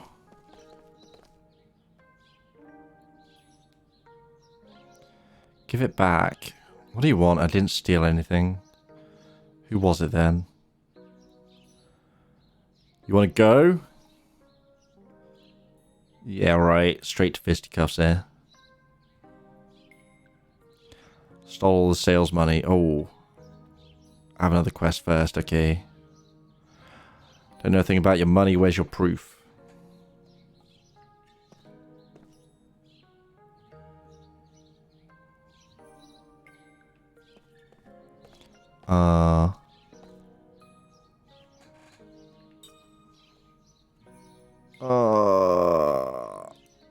I don't think so.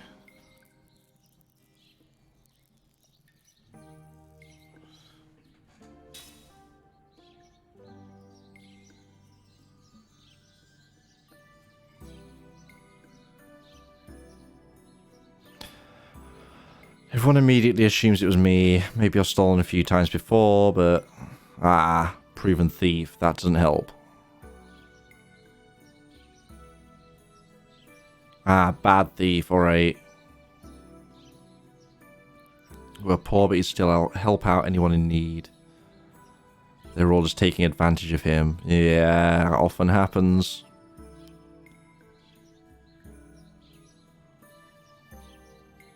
Say you were near the store. Yeah, it's not exactly conclusive evidence. Strange crow. Yeah, we saw the crow. So the crow took it. Near the big tree by the store.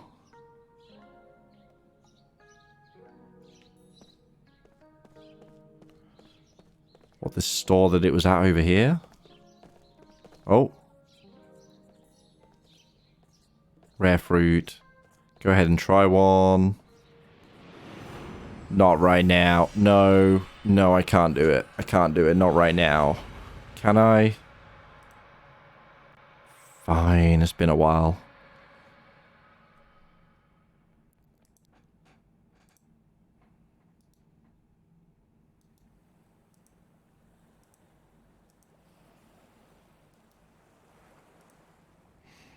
Bright rain. The bright rain is going to start soon, the boy says, pointing out to sea. The bright rain? Kine asks him. Uh-huh, it happens every night, way out there, he says with a carefree smile. It's so pretty. Bright rain, huh? Yeah, I want you to watch it with me tonight. It's really pretty. The boy has never once left the island in the 10 years since his birth. The island is small and poor, and the only ways to make a living there are fishing from dugout boats and gathering forest fruits. One monotonous day follows another, the islanders waking at dawn and sleeping beneath the star-filled sky. The boy does not yet realize that this is the greatest happiness of all. The boy begins speaking to Kime, who turns to look in his direction. Hunkered down on the beach in the moonlight, the boy in profile glows like a chocolate sculpture. Over there, where the bright rain falls, is a great big island, right? I know all about it. That island is way bigger than this one, and way more stuff goes on there, and it's just full of shiny things and pretty things and food that's way better than I can even imagine. Right? Don't worry, I know all about it. Kime says nothing but gives the boy a pained smile. Beyond the horizon lies a big island, indeed a vast continent. Kime was there until 4 days ago. Then, rocked in the hold of a freighter for 3 days and nights, he crossed the sea to the island. Island? The island. I know about it, but I've never seen it, the boy says, his voice dropping. He hangs his head, diverting the moonlight from his face. His chocolate skin melts into the darkness. Fucking chocolate skin, alright. Would you like to go there? Kime asks. Sure I would, the boy replies without hesitation. All the kids here want to. Everybody leaves the island, I suppose. Sure they do, boys and girls both. As soon as they are old enough to work, they go to the other country. Me too, in another 5 years. I'll be ready in 3 years. Then I'll take the boat that you came here on and go to the other country and work hard and eat tons of yummy things. The boy raises his face again. Locked on the ocean, his eyes are shining. They are eyes full of hopes and dreams.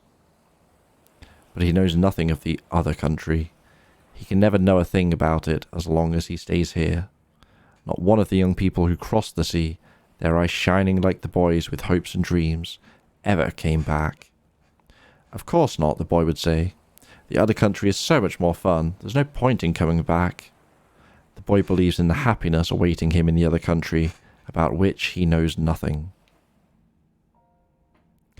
Only when they leave the island do the brown-skinned people here learn that their skin is a different colour from that of the people in the other country, that the language of the island is of no use in the other country, that the people of the other country look on the islanders with cold eyes, that the only way for them to meet people with the same brown skin, the same language and the same birthplace is to head for the island people's ghetto in town.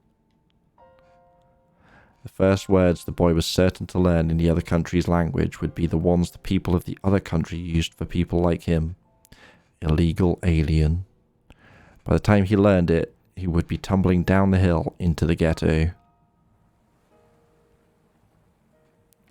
The boy gallops away from the beach and returns a few minutes later with an overflowing armload of fruit. He says they grow where the wind from the ocean meets the wind from the mountains. They're at their best on nights when the moon is full. Go ahead, have a taste. He wipes a piece of fruit against his worn-out shirt and hands it to Kime. What do you call this? Asks Kime. You're going to laugh. They pinned such a fancy name on it. Grain of Happiness. That's a nice name. Kime bites into a grain of happiness. It is shaped like an apple from the other country, but it is some 2 sizes smaller and just that much more packed with juicy sweetness. Juicy sweet! Good old Gollum. This is great, Kime says. You really like it? I'm glad, the boy says with a smile, but he is soon hanging his head again and sighing. I like them a lot too, the boy says, but I bet the other country has all kinds of stuff that's way better than this, right? Kime does not answer him, but takes another bite of a grain of happiness. The boy is right. There are lots of foods in the other country far more delicious than these grains of happiness. Or, more precisely, there were. Now, however, the other country has been transformed into a battlefield. The war started 6 months ago. That was when the boy began seeing the bright rain every night. Oh, that's the bright rain. Bombing campaigns, artillery or something, right? Magic missiles. The prosperity of the other country is extreme. The most glittering happiness is available there to anyone with enough money, and money is available there without restriction to anyone with enough power. Might makes right. Wealth is goodness. Those who are neither mighty nor wealthy obtain right and goodness by finding others who are both weaker and poorer than themselves and ridiculing, despising, and persecuting them. Ah! They found capitalism. Cool. Good for them. Works out great, especially in the long term. The island people, whose language and skin colour are different from those in the other country, are seen as the other country's shadow. This is not a shadow, however, that forms because there is light. The very existence of the shadow is what makes the light all the brighter. This is the only way that the inhabitants of the other country know how to think about things. Eventually, however, strength reaches a saturation point. Wealth that has run its course begins to stagnate, and expansion is the only course left open. Desires can only be fulfilled through a continual bloating. Yeah, definitely sounding a lot like capitalism. In order for the other country to remain strong and for the wealthy to stay wealthy, the leaders of the other country made war on the neighbouring country. Any minute now, the boy says, looking out to sea again with a carefree laugh. The bright rain is going to fall way out over the sea. The war was supposed to have ended quickly. Everyone in the other country believed that with overwhelming wealth and strength, it would be easy for them to bring the neighbouring country to its knees. To be sure, at first the war went according to plan. The occupied areas grew each day, and the entire populace of the country became drunk with victory.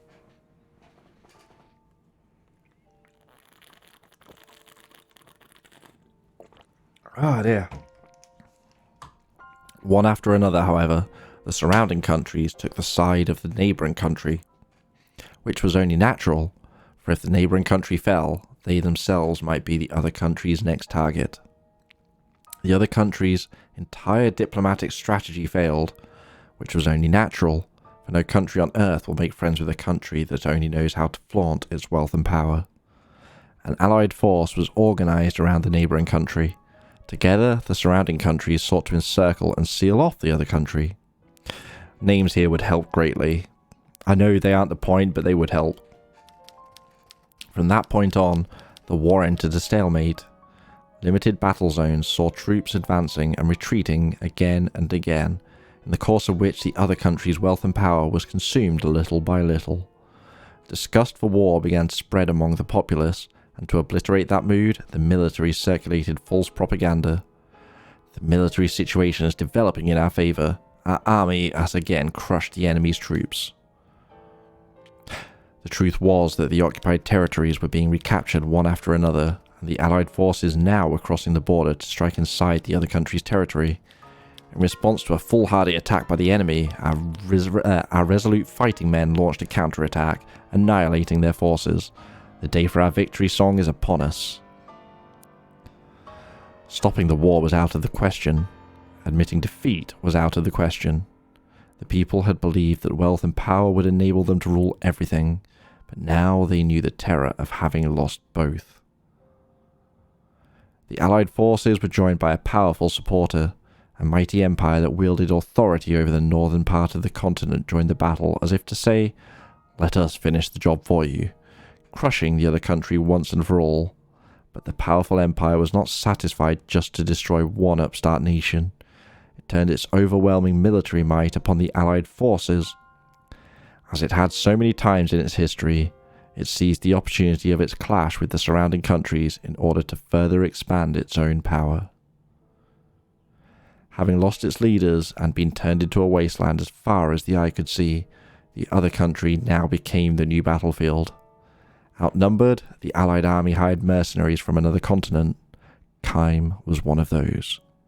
For many days he participated in a losing battle in which there was no way to tell which side was fighting for the right. After seeing his mercenary unit wiped out, Krim headed for the harbour. The boy's island has maintained a position of neutrality in the war. It is simply too small to do otherwise. It lacks the war-making capacity to participate in battle, and it possesses no wealth to attract the attention of the countries engaged in the fighting. But Krim knows what will happen. When the battle lines expand, this island will become valuable as a military foothold. One side or the other will occupy the island, and it will do one of two things. It will construct a base, or it will reduce the entire island to ashes, thus preventing the enemy from using it as a military foothold. Nor is this a matter of the distant future. At the latest, it will happen a few weeks from now, and perhaps as soon as 2 or 3 days. Krim has come to the island to convey this message, to tell the people that as many of them as possible should board tomorrow morning's regular ferry to the nearby island. He wants them to start by sending away the children. He hopes never again to witness the spectacle of young lives being crushed like so many bugs. "Oh look, there it goes," the boy cries out happily, pointing toward the horizon. The bright rain... Oh, I pressed A by accident. Shit, anyway. Far out to sea, a white glow suffuses the night sky. The powerful empire has begun its night bombing. The boy has no idea what the bright rain really is. He can watch with sparkling eyes and murmur, "It's so pretty, so pretty." To be sure, viewed from afar, the bright rain is genuinely beautiful, like a million shooting stars crossing the sky all at once, but only when viewed from afar. A dull thud resounds from the sky. Another dull thud, and another, and another. Thunder? Oh no, if it rains we can't go out fishing tomorrow, the boy says with a smile and a shrug. He's such a friendly little fellow, thinks Krim. The boy had seen him on the shore and spoken to him without hesitation.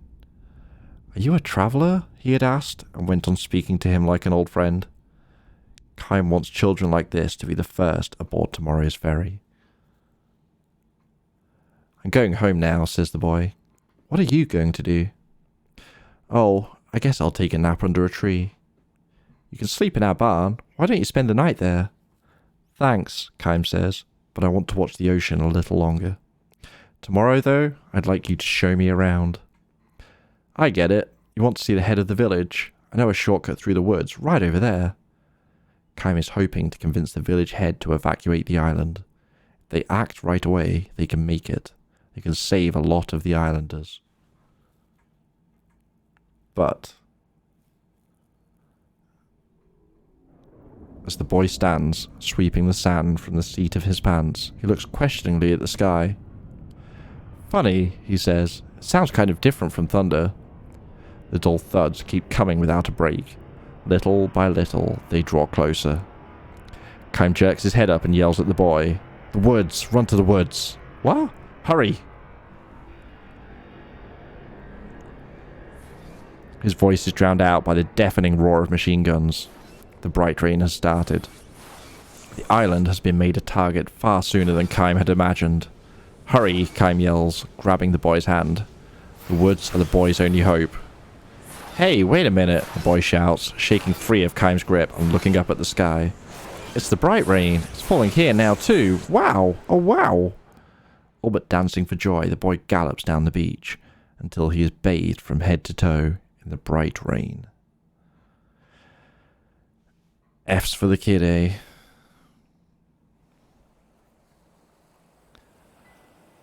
A single night of bombing is all it takes to reduce the island to ashes.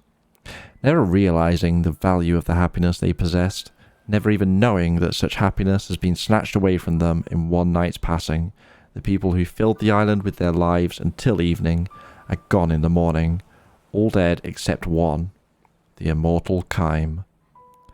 On the beach at dawn, the only sound is that of the waves. Again today, no doubt, urban warfare will decimate the city streets, and tonight, the bright rain will pour down on the town again. The boy who called the rain beautiful will never again open his eyes wide with wonder. Kime lays the boy's corpse in a small dugout canoe that survived the flames. He places a ripe grain of happiness on the boy's chest and folds his arms over it, hoping that it will slake his thirst on the long road to heaven. He sets the dugout in the water and nudges it toward the open sea. Caught by the receding tide, rocked by the waves, the boat collides far out from the shore. Such a friendly little fellow. The boy smiles even in death. Perhaps it is the one gift the gods were able to bestow upon him. The boy is setting out on a journey. May it never take him to that other country, Kime begs. Or any country for that matter. Kime knows. There is no place forever free of that bright rain. Because he knows this, he sheds tears for the boy. The rain falls in his heart. Cold, sad, silent rain. Emptied of bombs, the sky is maddeningly blue, wide and beautiful.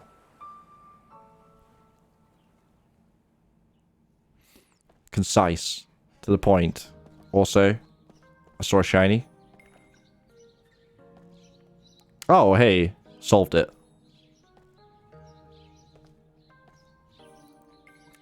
Crow got it. There we go. Crows love shiny things. Go figure. Guess I owe you all a favor. Give slot seed. General's pen. Ooh. Grandfather helped me once a long time ago. Really? Oh, not another story. He's been dead for decades. Don't have to believe me.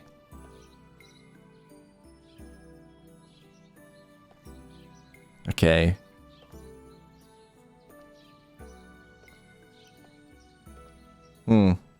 Maybe the name came up somewhere. Oh, I was going to check what the accessory was.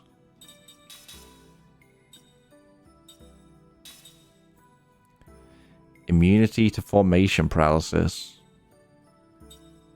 Okay.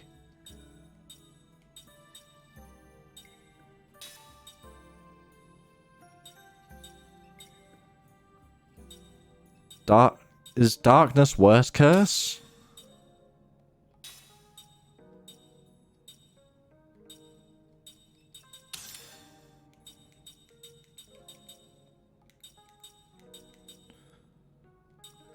Can't remember.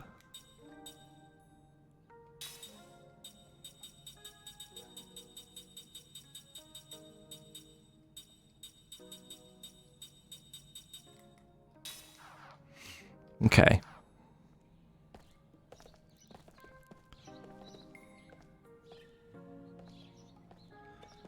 I think I might need to reset the area. Let's try this.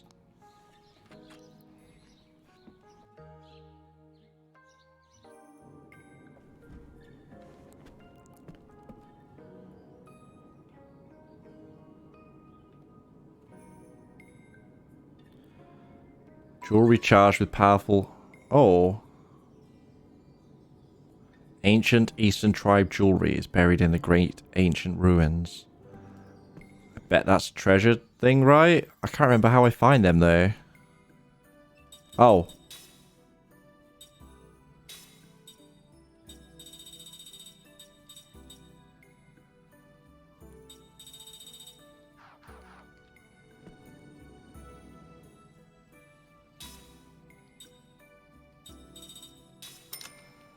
Yeah.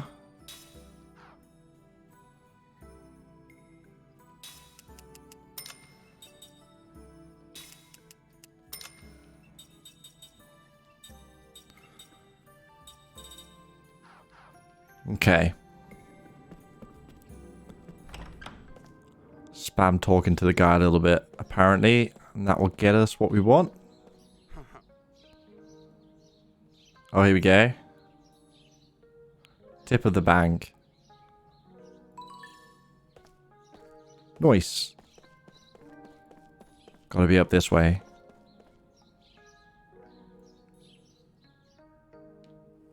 Bum, bum. I think I see where we need to go.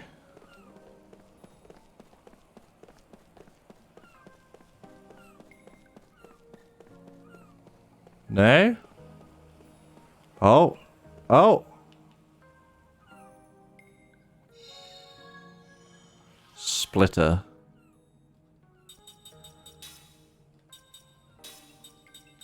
Which is apparently not great, but halves the HP of one enemy. Because, yeah, much like Demi, it won't work on anything boss-like with huge HP. But on the off chance it goes into one of these, I'm glad to have it. Right, what other ones are we looking at?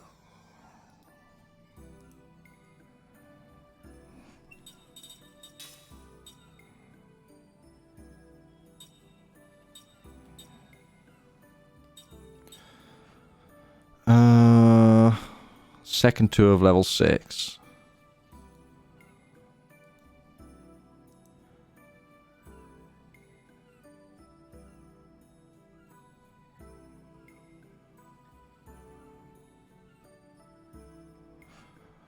Burning Cave. Great Ancient Ruins.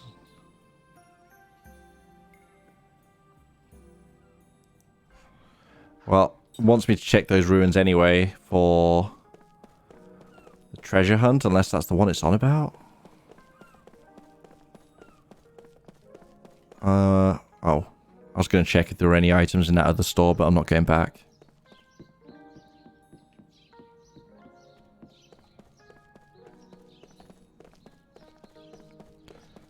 Ancient Ruins. Have I been to the Ancient Ruins?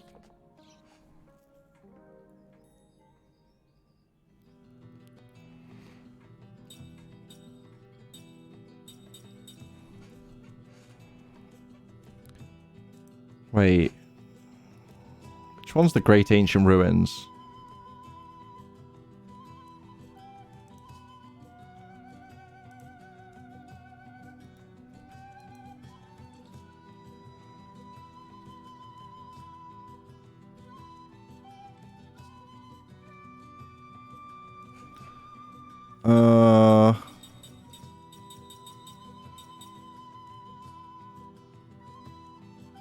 I have been here, right?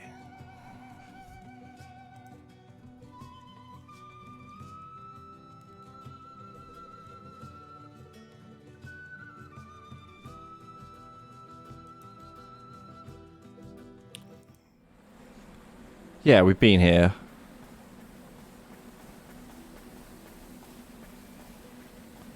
Apparently I missed shit then. Alright. Interesting. Wait. Like this?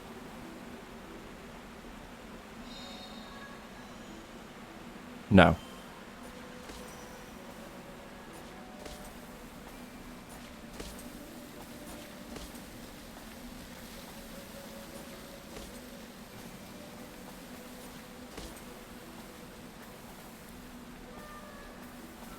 Is this the one where there was a platform here that was baiting me to jump on it and I didn't?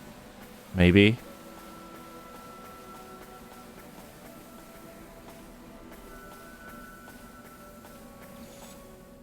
Not saved in a hot minute. Let's fix that.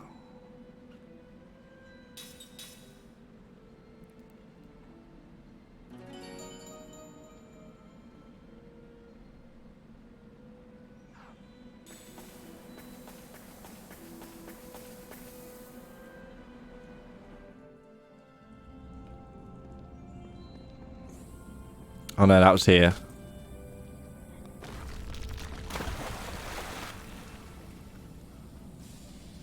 Did it.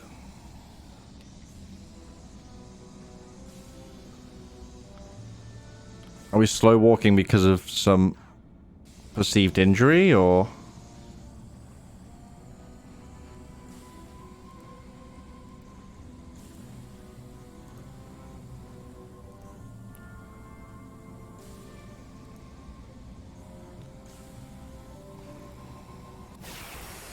Okay.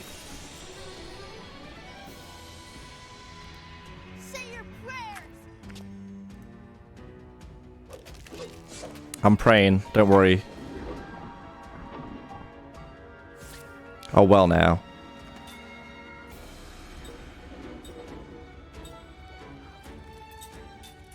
Let's not even fret about that. Do we do that? We do that. Yeah, we do. We do.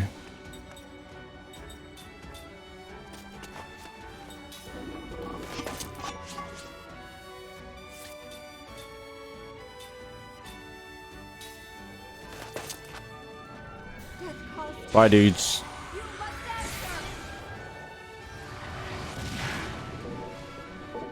Wait, were they not wind? All power of death.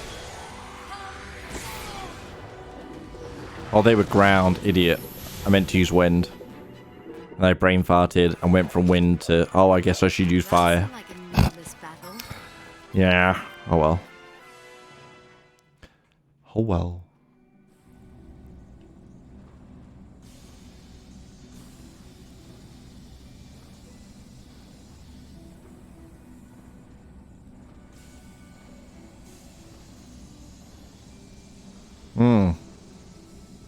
This isn't annoying at all. Alright. Thankfully short-lived.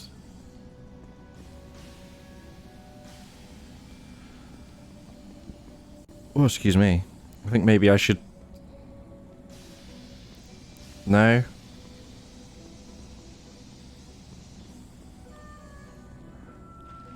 I think there's something in here that I need to get. As in the thing I'm after. Something on top of a pillar? I don't know. It was kind of unclear.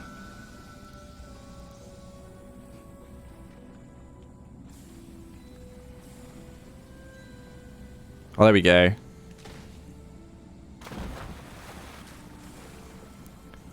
What was that?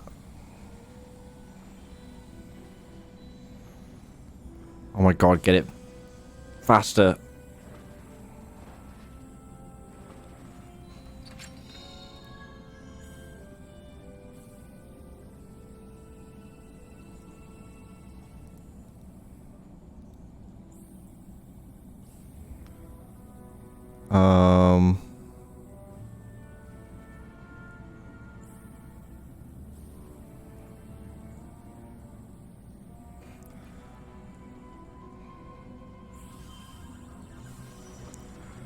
Okay, so then how do we reach these ruins?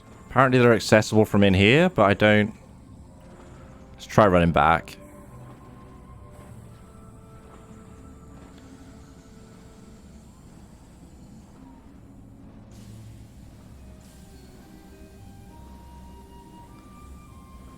Oh wait, maybe not. After traversing the burning cave. How do I... I don't know how to get there. No, get out. I think we're done with here. Don't get bopped.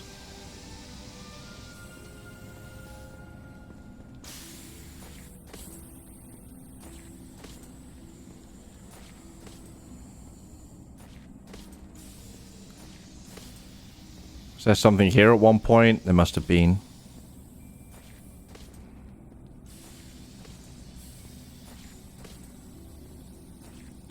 Yo.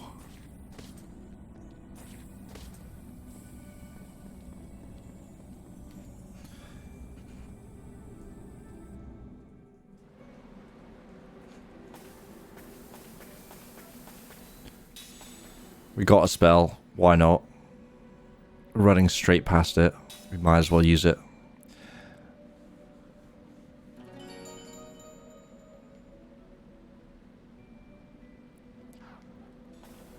Kind of want to find these ancient ruins anyway now.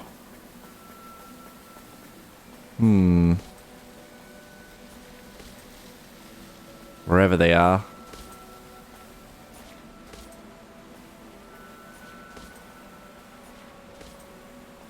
Guy said it was to the south of Saman.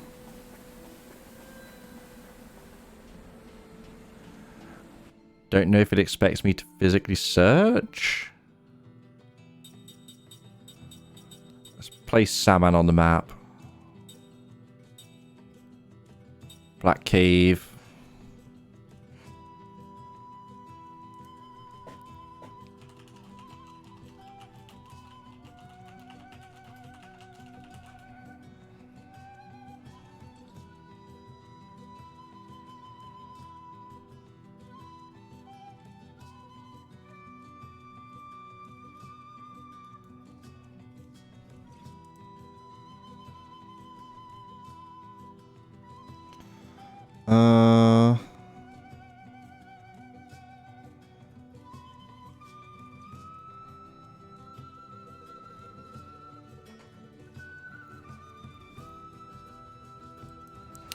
Oh, looks like this is actually progress anyway. Okay.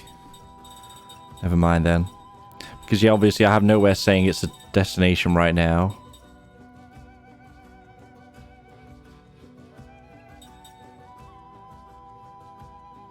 Can I... No, Grandstaff's not even there, is it?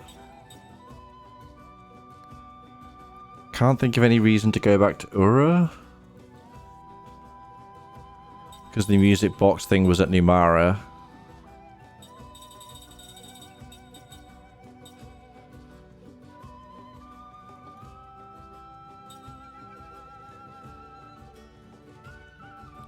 Okay.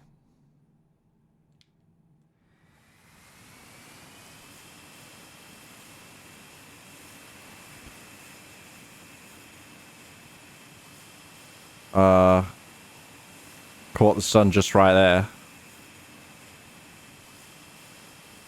Oh, time of day change? The sun disappeared. Who broke the sun? Yeah, I know.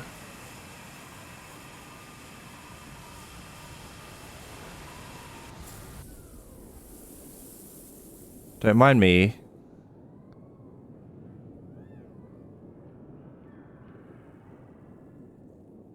The noises for this thing are so weird. I don't hate them. Oh. Oh, hey. This reminds me of FF7 to the Ancient's Key.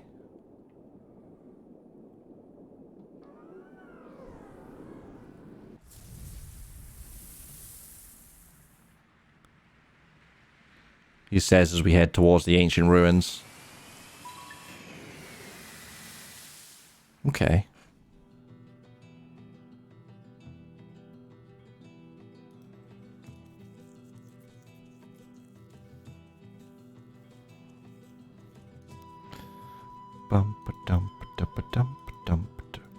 I think that's all the magics I can get right now. There's the one I'm missing, which we can't get until we can return to Ura. Not Ura, Numara. Which hopefully we can do at some point. I don't know. Seems very definitively locked off at the moment.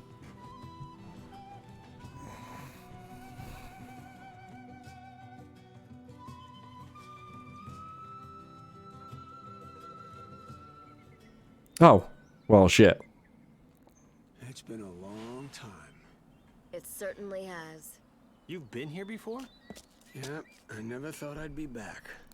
Yep, we need it again, though. Need what? The power that comes from synergy with magic energy. There is a technique to amplify the various powers that abound in nature. It uses a unique form of psychic energy by means of spells that have existed since ancient times. They say there is a stone that this psychic energy is bound within. That's what you mean, right? Ah, you sure know your stuff. But I guess after 1,000 years, I mean, who wouldn't? Hey, that's enough. Ow. Oh, my. Hate when she does that. Moms are like that. Back up. So the treasure you're talking about is a stinking rock? There was Hey, plenty where it Axe. came from. Welcome back, Yeah, dude. there's a magic stone somewhere around here that binds the psychic energy of our ancient ancestors. I risked my life to get one a long time ago. Uh-huh. That's what made the Nautilus more powerful than any other ship in the world. Well, Oh. that clears it up. A waste of power. What's the matter? With the power of the stone, the people here flourished. But this power also brought them to ruin. Yes. The same thing is going to happen again. I see This chests. time, Oh, see speaking more of chests. changes. There is more magic energy now, and I think it's more sinister. Hmm.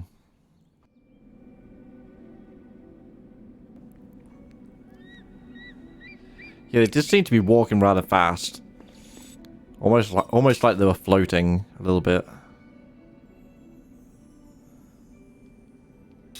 I'm just going to save there. We'll carry on rotating after that one, though. Okay.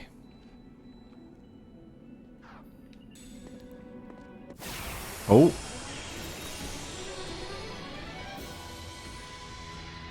I'm always ready. She's always ready.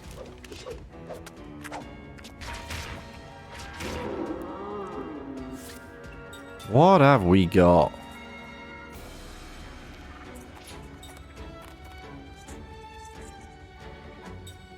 Fire, earth, and wind.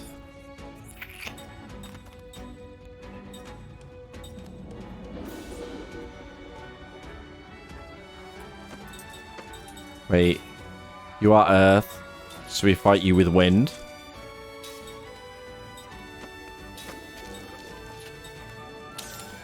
Like that.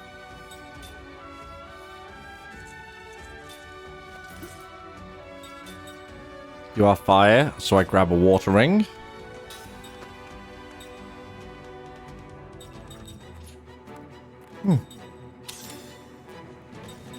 Although actually, I guess she hits as hard as... Let's test that. They don't have equal rings. It won't be a fair test. Never mind. Zed is not immortal. Immortals can have kids, but the kids aren't immortal themselves, it seems.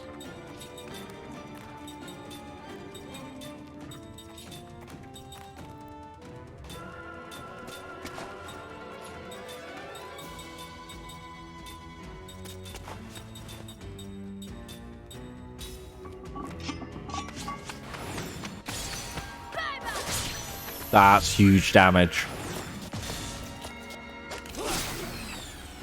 I can't help but now think, what if Kime had a royal sword?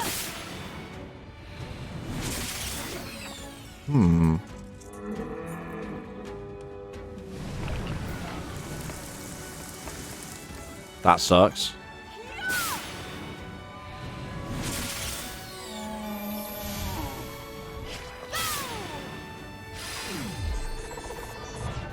Nice.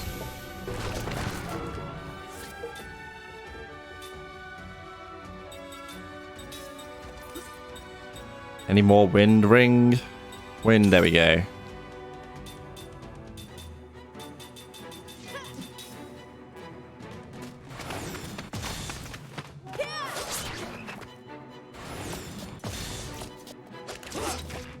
Don't miss.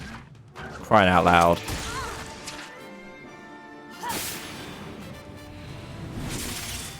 I need to get better at my perfect ring crits for the big damage. That seemed like a needless battle.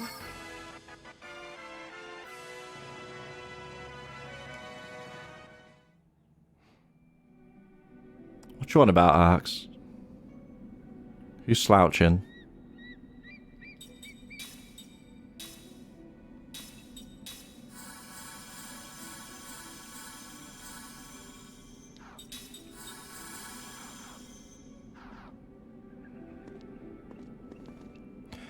I see puzzles.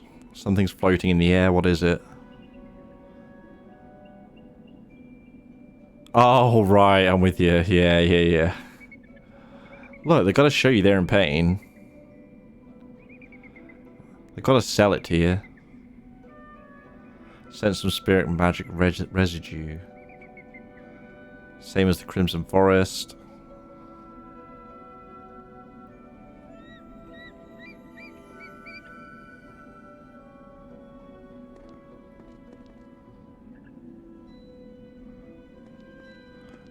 Think I can't go over there. Nope. So there's only really one way I can go to start with, which is this way.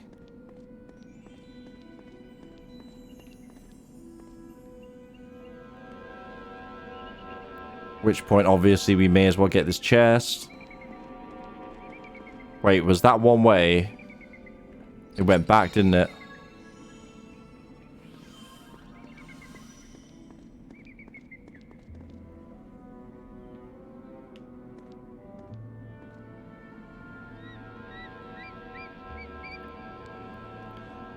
Yeah, okay, it just goes until it hits a wall and then retracts.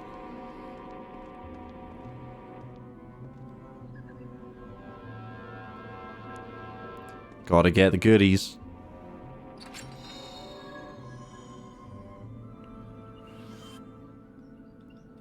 Key item by the sounds of it. Yeah, okay. Okay.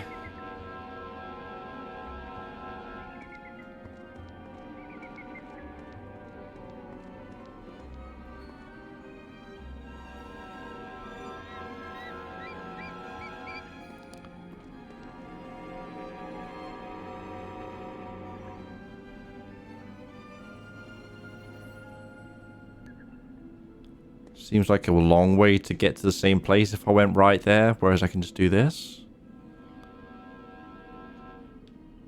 Yeah. Oh.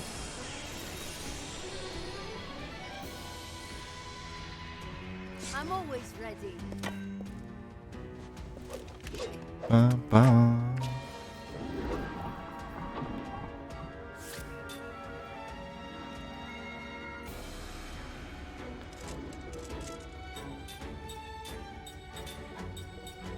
Surely this is another fire occasion?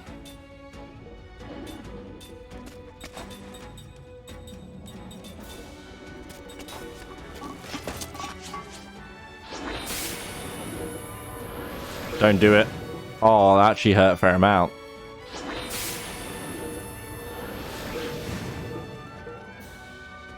Huh.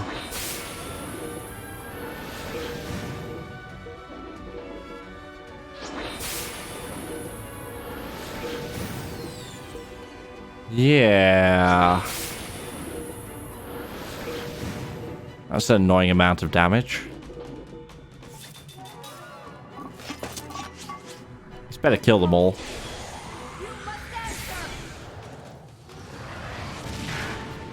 Oh, rip. I should have gone bigger.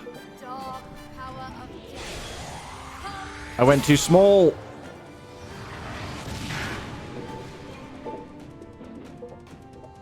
Damn it. Damn. Sadness.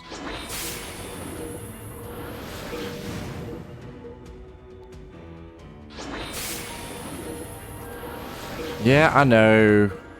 I've got more healing to do.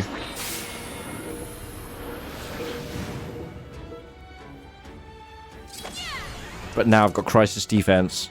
So, there is that. 0? 0. Let's just do that. Don't know how long crisis defense lasts. Probably gonna find out.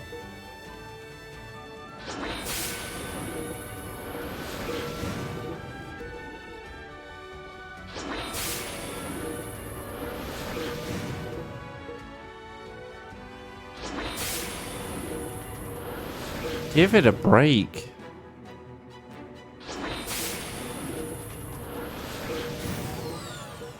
Yeah, I know. Now it's done. Death calls to you. You must answer.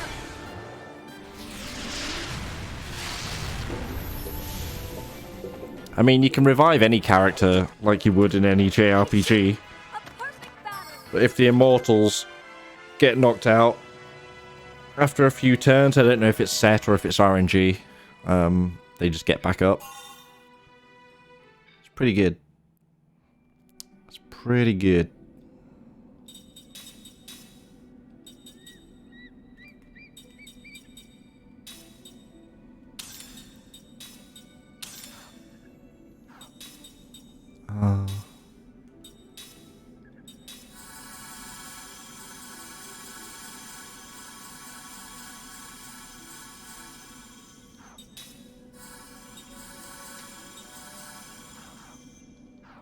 Well, that MP disappeared very fecking quickly. Oh well. Oh wait, Seth, not Seth. Yeah, Seth's not immortal, so he's just down. But yeah, everyone can be revived. It's just it's really heavily incentivized in this game to not let people go down in the first place. Because if your guard condition goes down, it's really, really hard to get it back. I see this for Tolton.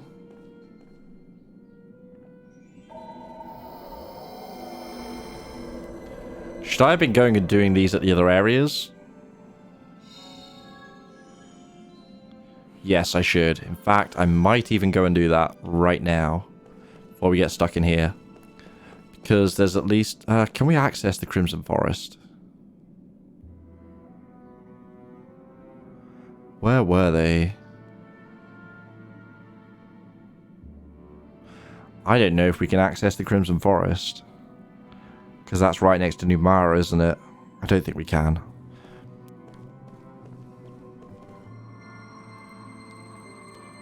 It's not moving. Maybe it's broken. Looks like it's getting power. Maybe it's not set to automatic operation. There should be a manual override around here. Maybe the giant glowy thing in front of us. Yeah, maybe.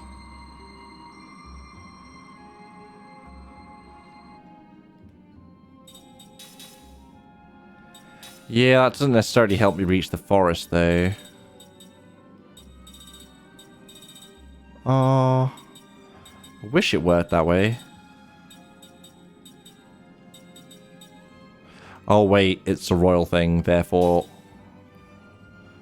Always have shield in effect.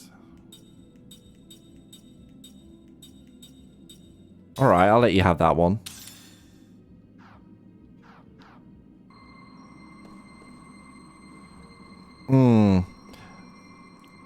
I actually kind of do want to go and check for those now.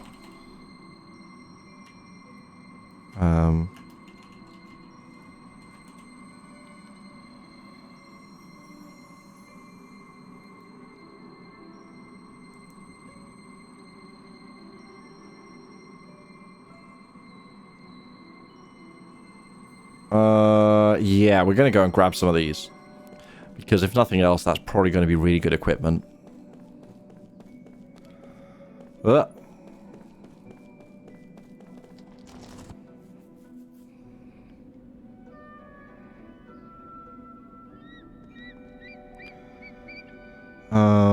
I don't know which ones we got, though.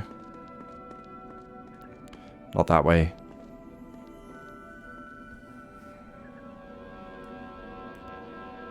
Throw that up there. Yeah, let's give it a go.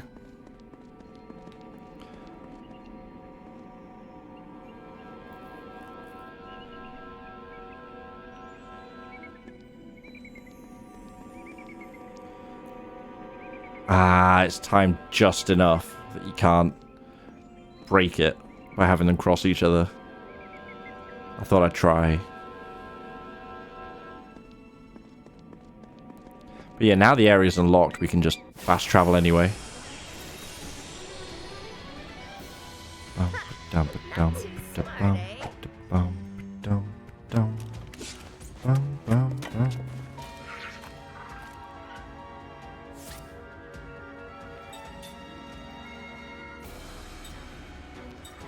Got the wind on, right? I have the wind.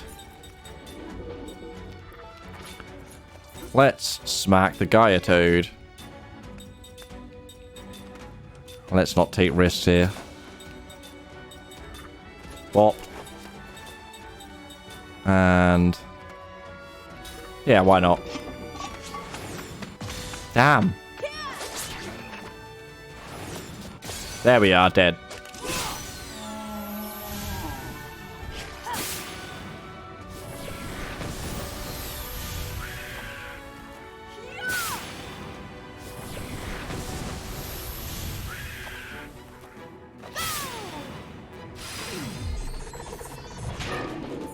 Nope.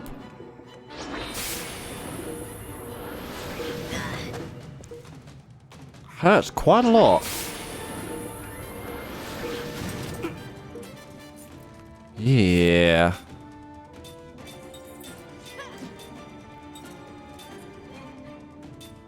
Again, not looking to mess around with them too much.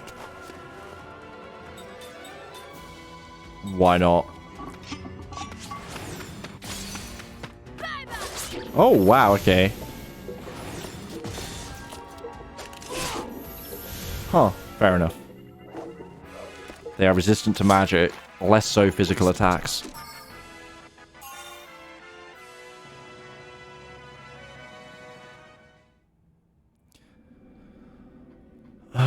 They learned White Staff.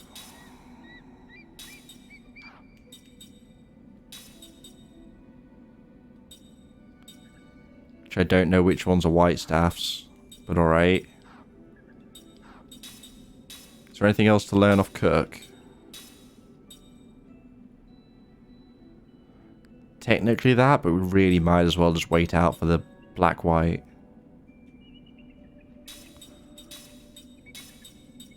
I might use it one day, you never know. Probably not, but I might.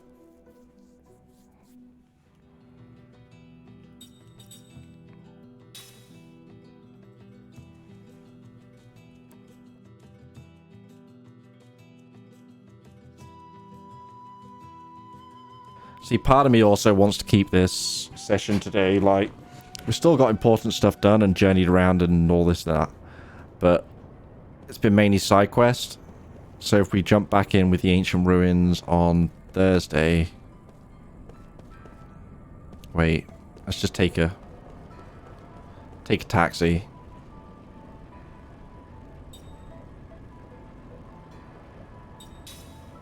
There, I think.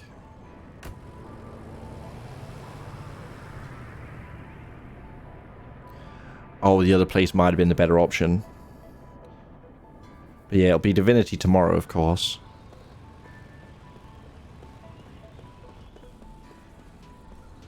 Was it in the back here?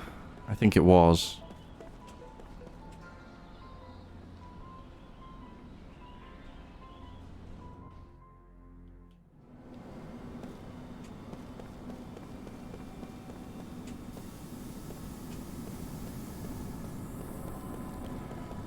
We want to get to the rooftops.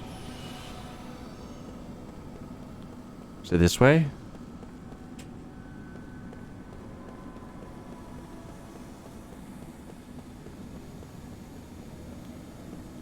No, different section. Just realised we're also not going to get enemies here, are we?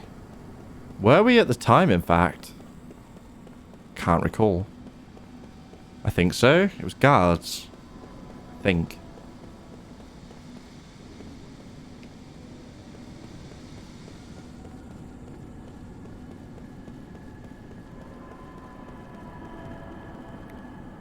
No.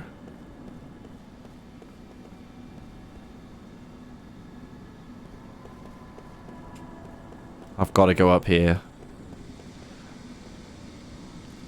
Maybe. I don't know. No, not here. Oh, god damn it.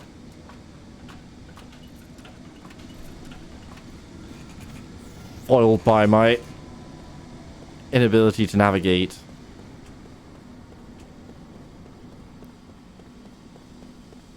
Although again, at least with no fights.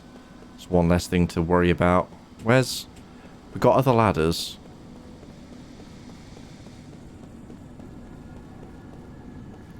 There's one here, right?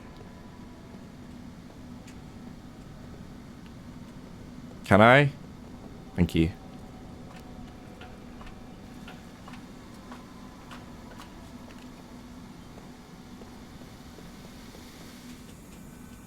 Yeah, there we go.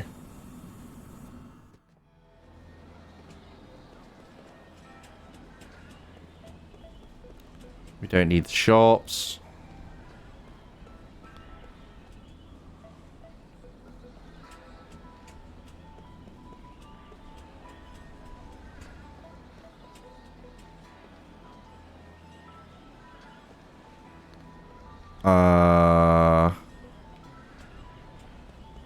Or do we? No, because if we go into the building, we're coming out on the lower floor, right? Or was there a... There might have been a back way. Let's check.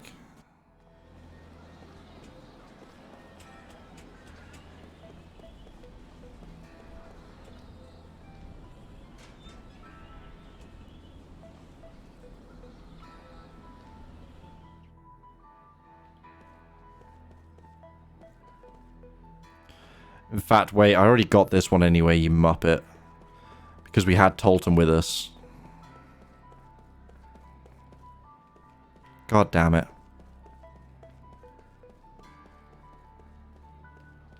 Come on.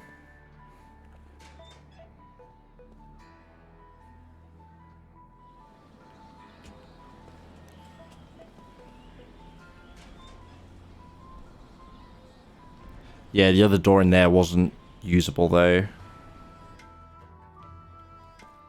This way gets us out. Something like that.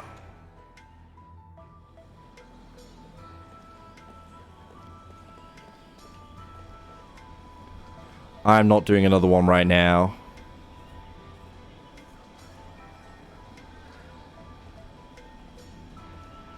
Kill or be killed. It's a harsh lesson. Harsh lesson for a kid that age.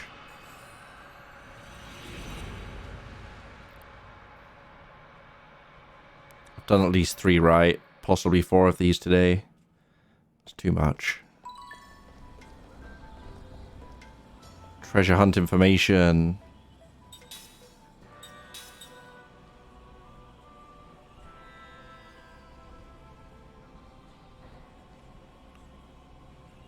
Wait, do I need to hand that in? Maybe.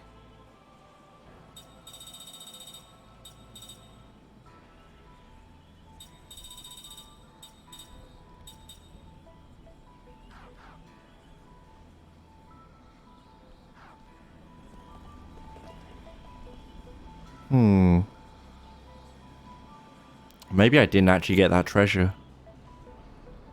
It's possible.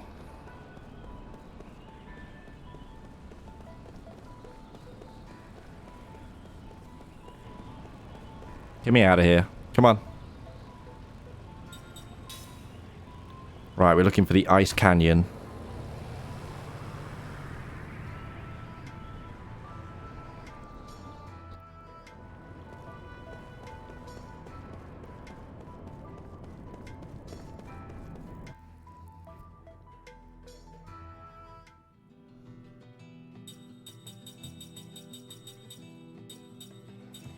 From the north. Oh, I remember where it was. It was up on that platform where the first dino monster defrosted and jumped down on us.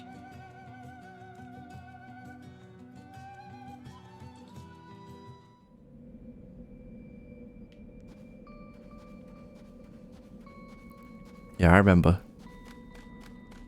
I remember. It's not far in, at least. Easy.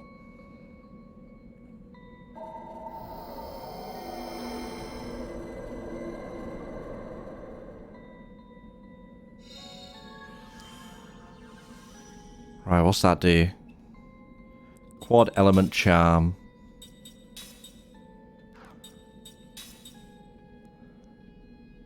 Reduces elemental damage of all types. Okay. We're gonna need Tolton in the party so everyone can equip that kind of shit. We need everyone to learn that skill. At least temporarily so they can learn the skills, and then doesn't matter, right? Can learn the individual skills. Or use the weapons. In fact... Hmm.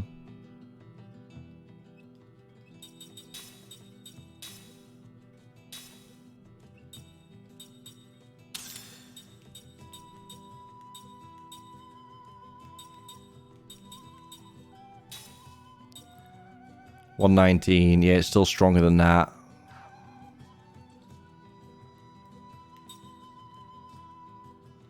Yeah, everyone needs to learn from Tolton.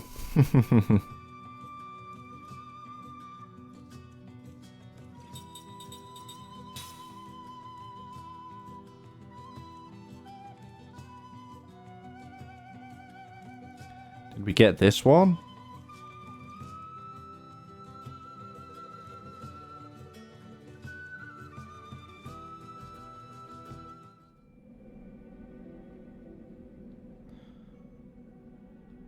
No, I don't think we have that. Left paths in the passive steam to get to the next area. Okay.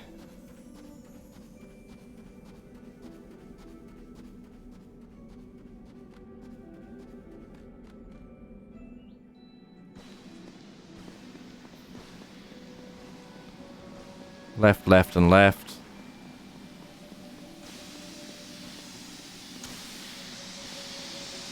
Left. Left.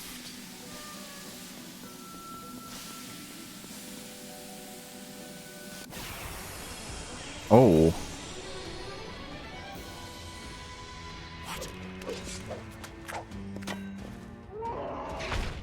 Oh, hi. Windy, but they're going to be impossible to hit.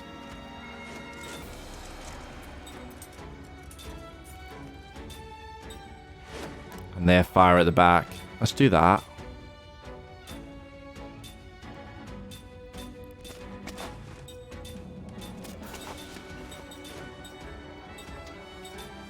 No.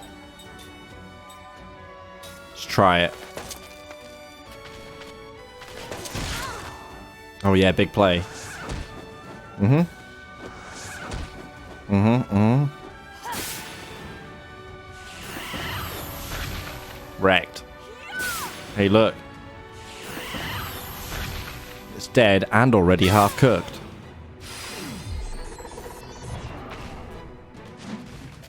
That almost worked.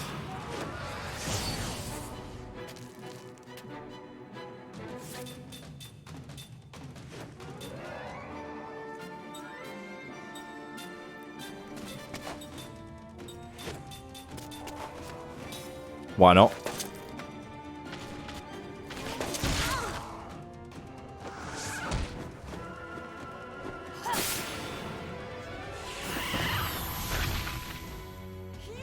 Hey, cheers.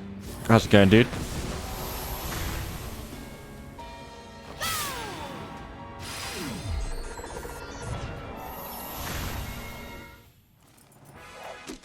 Nice. Taking candy from a baby. You shouldn't do that, Kirk.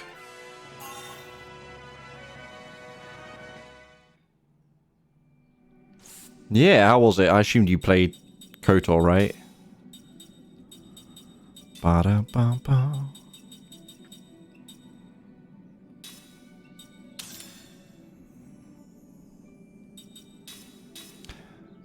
Are you appreciating this? Seems to it's one of those things about streaming on Twitch that decreases as you get larger or you stream for longer, but particularly when your numbers are low, like if low follow counts and stuff. I found I got so many people coming in, it's like, oh hi, blah de blah de blah, and then like the second or third message happens to include the fact they stream, and it's like, yeah, you're really subtle advertising. Not that I'm accusing you of that, just to be fair, just to be clear. I noticed it. I'm sure I was lurking or something a while back. I saw some guy come in and do it, and I'm like, yep. Salty about losing all your VODs. Yeah, I think having Twitch Prime or Turbo makes them last longer anyway, like 90 days instead of 30. No, cheers. You're absolutely fine. You talk about it as much as you want. Have you forgot that I was shouting you out and getting you followers before you even started? Come the fuck on. Nah, dude, I'm not talking about you. I'm like, I think I was lurking in your stream the other day, and there was some guy who comes in and like the second thing he says is like, "Oh yeah, I make mods for the game, blah blah blah." And I show a load of it on stream, and the big push was so obviously like, "Come watch my stream, come watch my stream." But yeah. Yeah, you can't have no game action now. You cannot. You ruined it. You ruined the joke.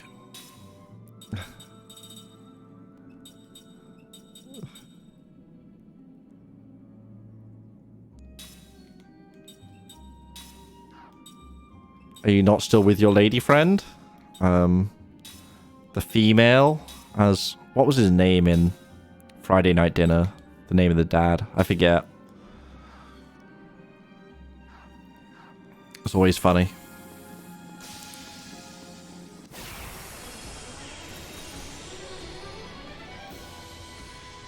Female still is with you. It's a fight you want. You're doing something alright then.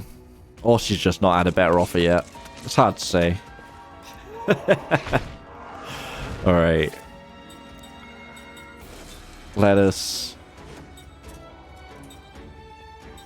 Yeah, I mean, I suppose you're onto a winner right now, because good luck finding someone better during COVID. Oh man, what do we got?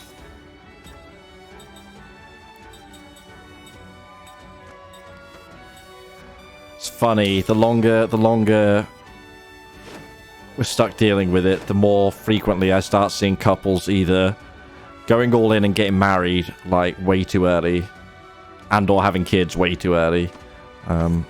General side effects of being locked indoors too much.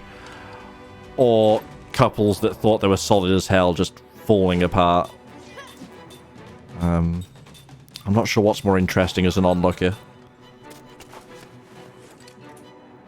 Oh, right, yeah, I put Tolton in, and he's on the back. Why did I... Anyway.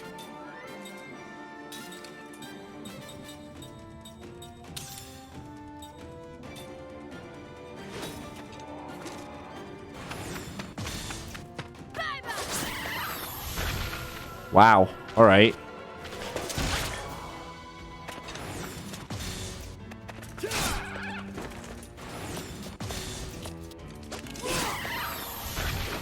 Never mind, my accuracy's pretty good.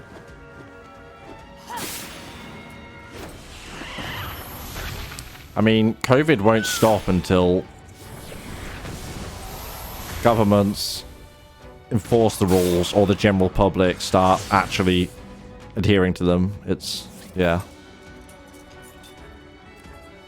Anywho.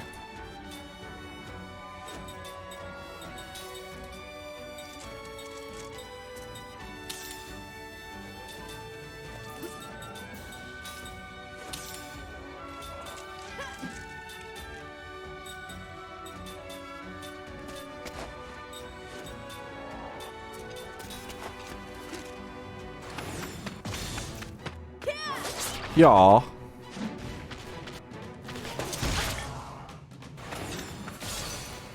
It's over. Here's something I noted that's absolutely hilarious, right? We get the variant that's labeled as the Brazilian variant. We get the variant labeled as South African. Why is the British one suddenly from specifically Kent? Is this part of a trend of always just trying to blame everything on a minority so that the majority can feel happier about their life, as if people outside of Kent don't have the Kent variant? Like, come the fuck on. Like, we've learned literally nothing in 100 years, where people still think the Spanish flu started in fucking Spain. Is it any better than old DJT with his Wuhan flu nonsense? That one's starting to get on my nerves.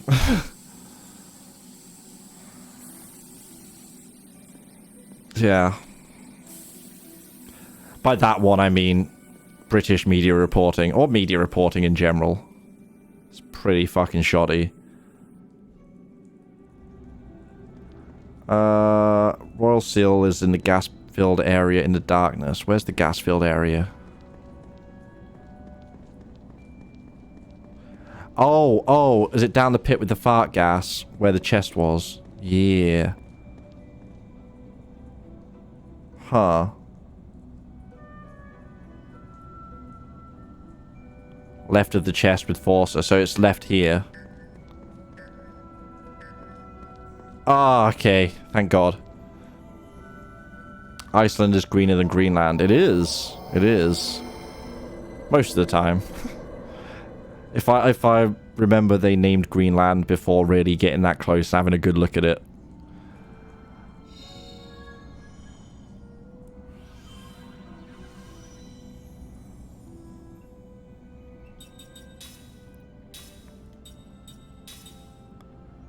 Always have barrier noise.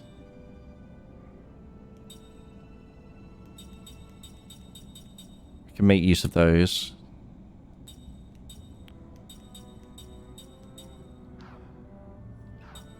Is barrier the physical blocker?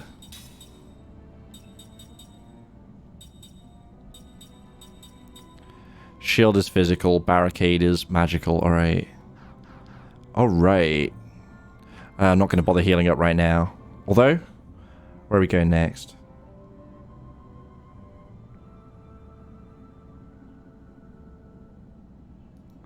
Wait, which one's Sodden Kellerlon Village?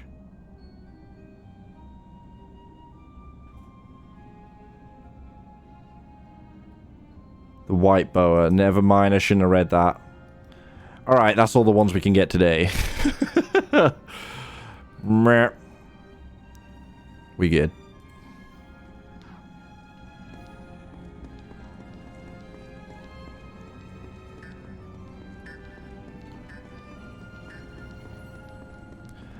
Not sure whether it's faster to go backwards or forwards right now.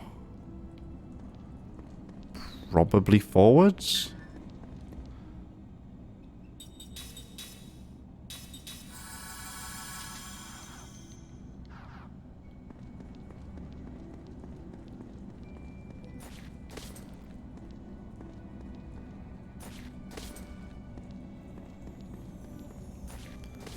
This is the way. Cheers, while you're here. Have you seen the Kushibe Rohan anime that's on Netflix at the moment? I hadn't even heard of it until it popped up there and I'm like, wait, what? I haven't checked it out yet either, but obviously it's on my list. As in Rohan, the manga artist from JoJo's Part 4. He seems to have a spin-off series. Yeah. Which that's all I know. I haven't looked into it at all. I saw like a little bit of, you know, the trailer that comes up if you just hover over it. But that's it.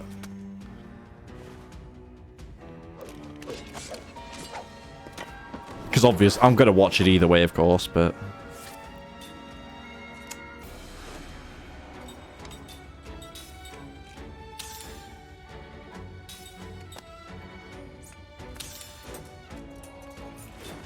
Yeah, spin-off. Weird, right?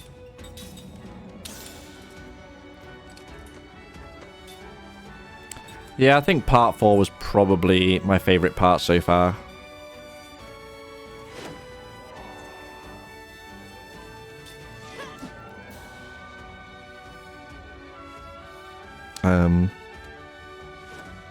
Yeah, Josuke, not necessarily the best JoJo, but Kira, absolutely the best bad guy. I prefer Kira too. I mean, Dio is good, he's a meme, there's nothing wrong with him, but Kira's more interesting.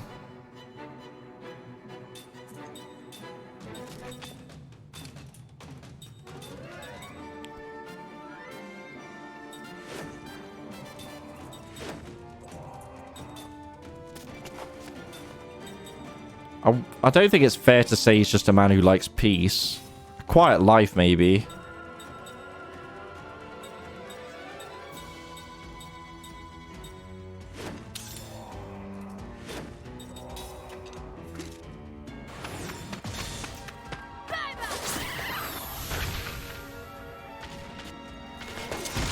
Wait, why did I not give Ming it? Did I accidentally attack with Ming? Oh, what a twat.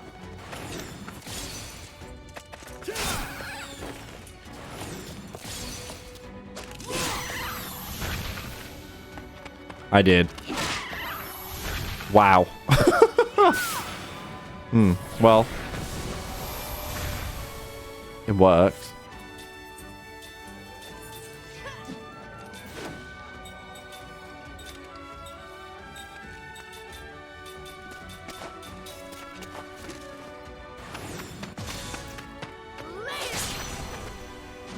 Didn't die? Said later.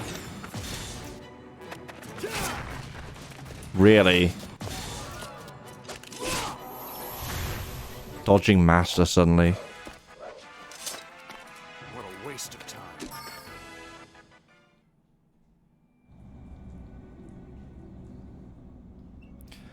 Ba-dum, ba-dum, ba-dum, ba-dum, ba-dum. Ba-dum, ba-dum, ba-dum, ba-dum, ba-dum. Ba-dum, ba-dum, ba-dum, ba-dum, ba-dum, ba-dum, ba. Yeah, see, this is what I should have done. It's pretty good. It's pretty good. I don't know if you saw, but I've ordered a few other Xbox 360 JRPGs. Some I've played, like Blue Dragon I've played. Quite enjoyed it.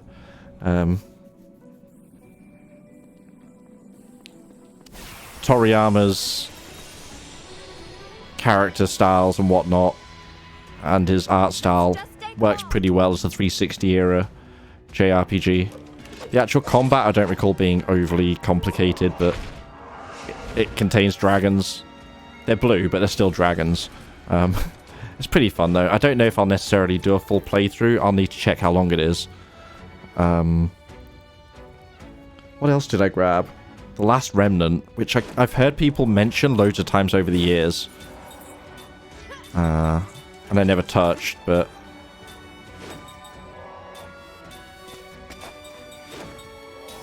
Again, for like £3, I figured why not? Big music magpie delivery. Yeah. I don't know if you ever saw the adverts. They used to be on TV all the time. Send us your, you know, CDs, games, films, etc. We'll give you a really shit amount of money for it. Like trading in games at GameStation. You could just post them off. But yeah, I guess all they do with that stock, since they have no physical store, is just dump it all on eBay. So I grabbed a load of it. Zero regrets. Looking forward to that. That being said, I do obviously still have newer stuff I want to fit in as well. Right? Exactly. It's just not worth trading shit in. Wait, no, it is worth everyone else trading shit in. I won't do it, but please everyone else trade in your old stuff so I can buy it cheap.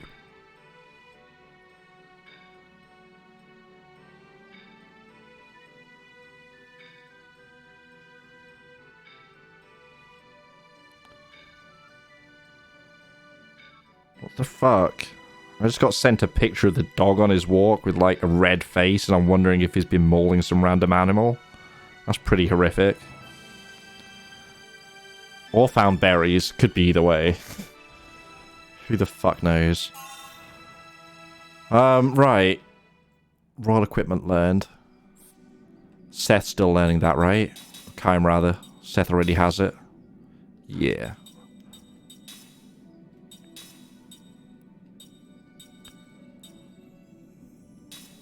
Learn that for the sake of learning it. Until we change him off.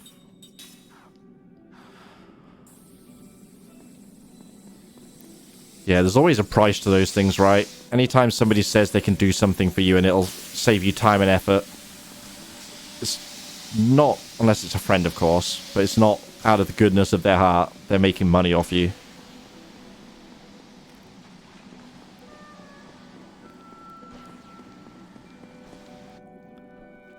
Convenience comes at a price, which is fine if you're willing to pay that price and you're aware.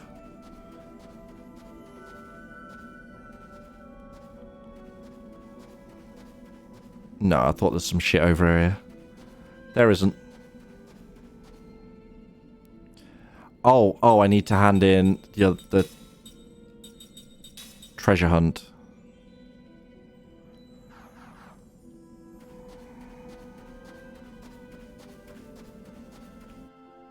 Saman, was it?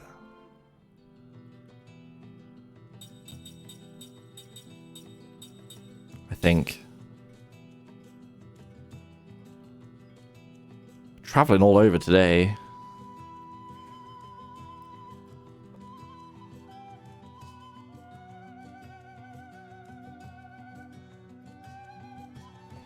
It's funny, I actually yesterday started looking at...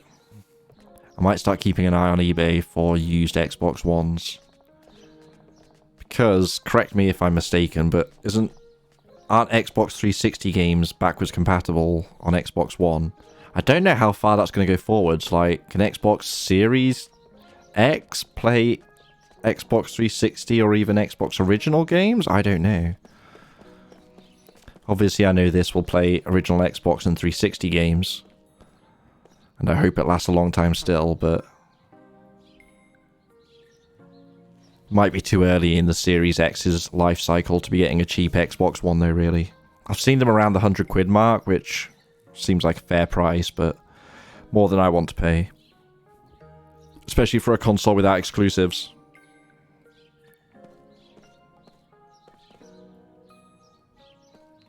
Did I not complete the treasure hunt?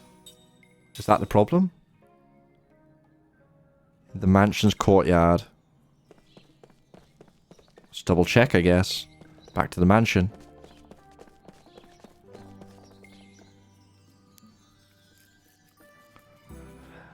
I don't know if that's the main reason. I'd say it's less sinister than that, Cheers. It's more that it requires some level of time and money investment that they don't necessarily feel is worth it. I'm curious, though.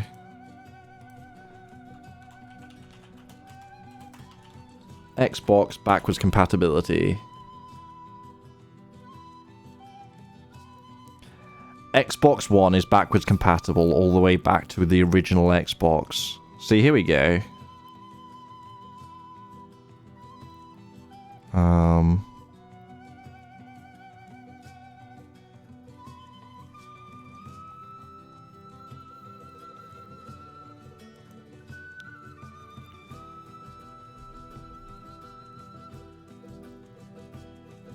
And so is the Series X. See, there we go.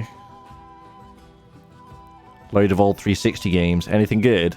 You want to sell it to Music Magpie so I can buy it cheap? But yeah, it looks like if you get any model of Xbox past the series that you have games for, like, it'll just run. With a list of exceptions, but it's a list of exceptions rather than a list of games that work.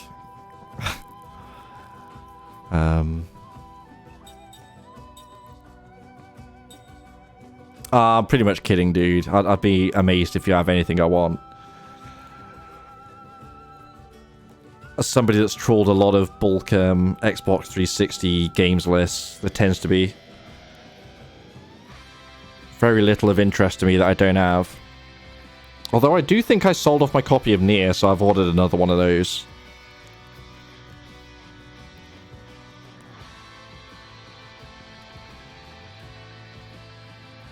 Oh, I don't know, dude. 360 adds such a massive library.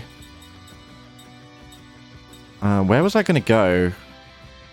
Oh, back to... there.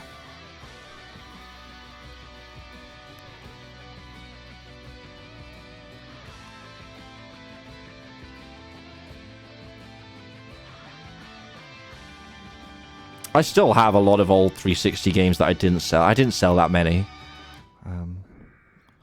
Partly because there were such crappy value propositions.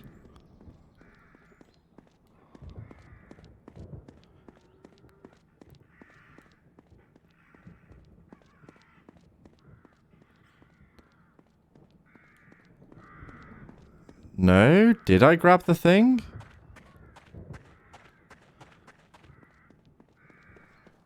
The courtyard's not... The courtyard's in front. This would be the hallway.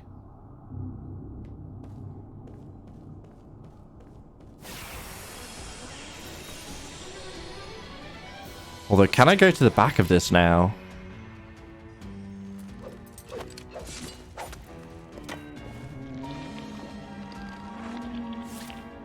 Is this even worth the time? Probably not.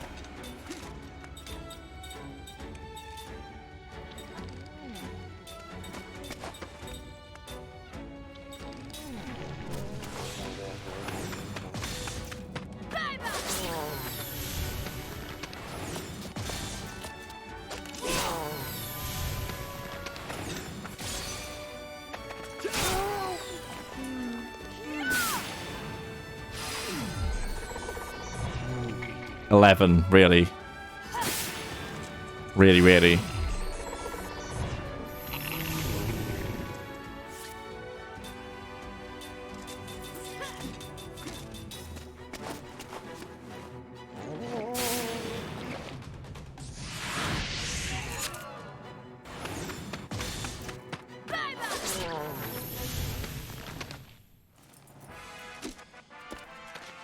It's not in my nature to lose.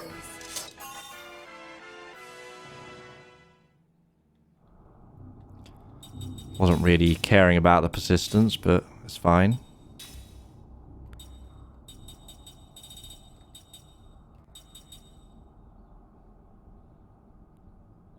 Eh.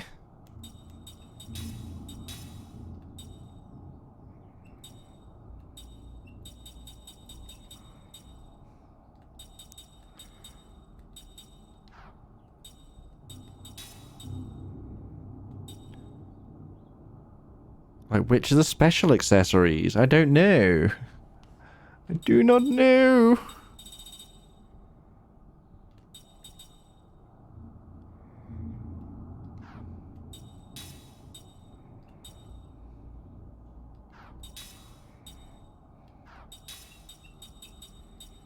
That's about the only useful one left to learn at the moment.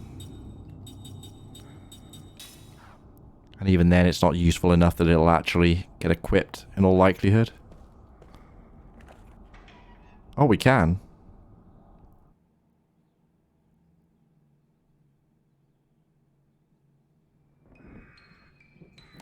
Oh, this courtyard. Like, I'm sure you have some good stuff, but... yeah, see... the shooters are primarily the thing I sold, and they're the last thing I'd want back. Like, the Blops and the Modern Warfares and the Rainbow Sixes and all that shit.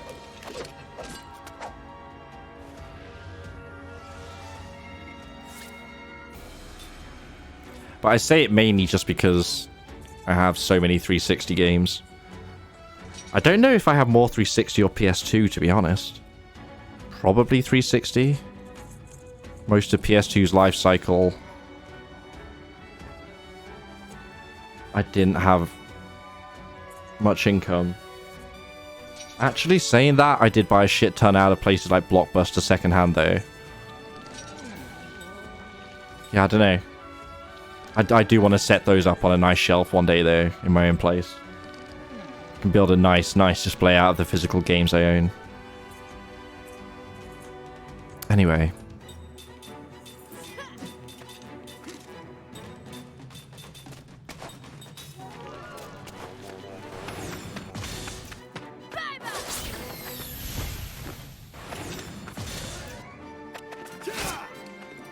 Oh. Oh, wait, they can't. Yeah, they don't take damage.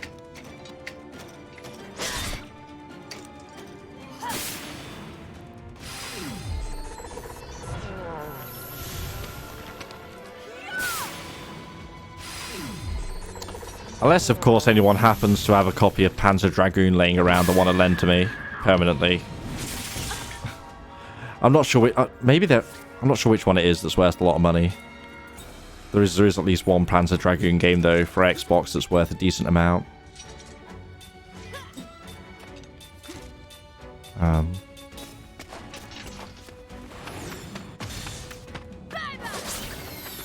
been trying to decide. Might be auto. I've been trying to decide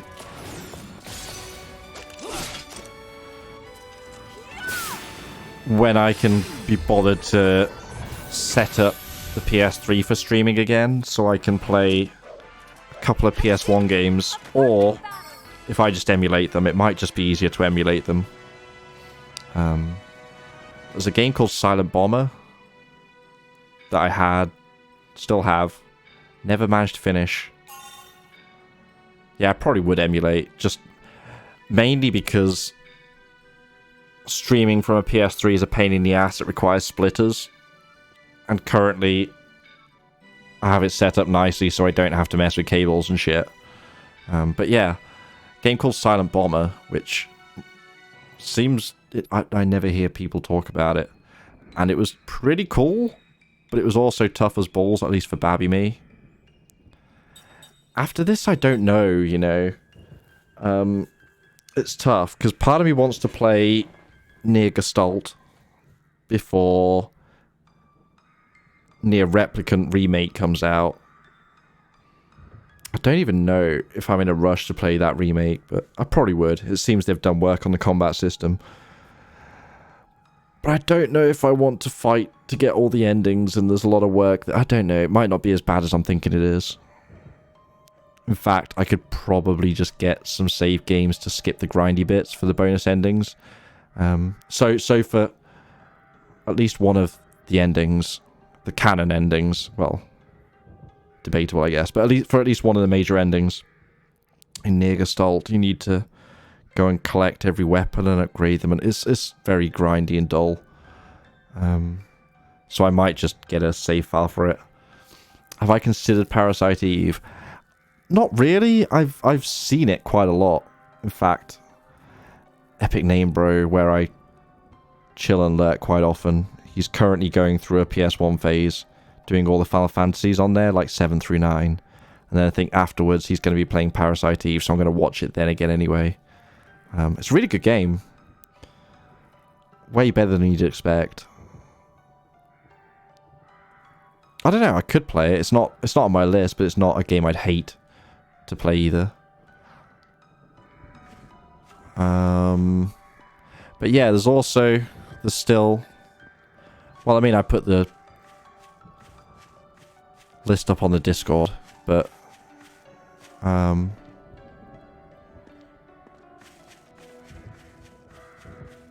What is it? 13 Sentinels for PS4 is one I really want to play. Village coming out in May. Yeah, I should stick that on the upcoming list. Although it's not... Resident Evil isn't like a day one buy for me. I'm not the sort to replay them over and over, so the value's not really there. At 60 odd quid.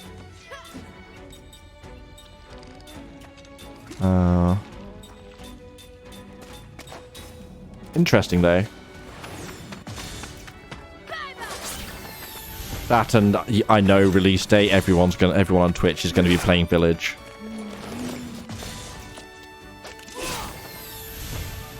I'd rather be a hipster gamer, play the games no one else wants to play, like Lost Odyssey. I mean, can anyone tell me how many streamers are currently streaming Lost Odyssey right now? I take it too far, it actively hurts my discoverability, but I don't care. I'll be genuinely impressed if somebody else is playing it. I don't know if this is old enough that it would make more sense to just stream under retro at this point. I thought about it, but it feels weird. Calling a 360 game retro. I'm the only one. There we go. There we go. There's no rhyme or reason to that. This is the thing. Most of the games I've played on this channel, if I'm not the only one, I'm one of a very small number.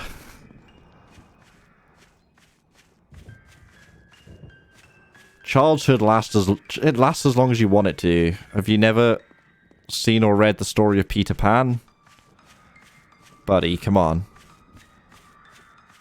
Okay, actually, where is this though? Where is this treasure?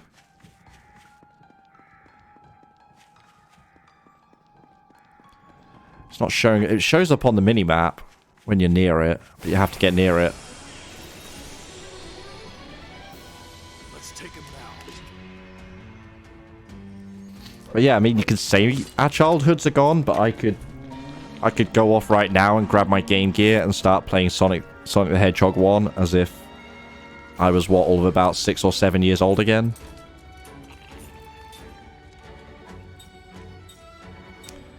Who's the bad guy? The bad guy in this game is very subtle. He doesn't have massive evil eyebrows and laugh maniacally every time he's scheming.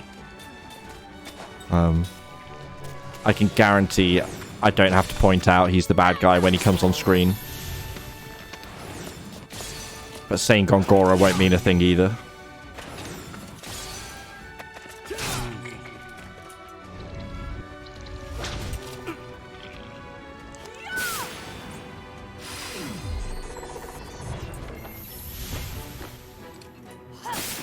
But yeah, as for games I'm looking to play next, there's also...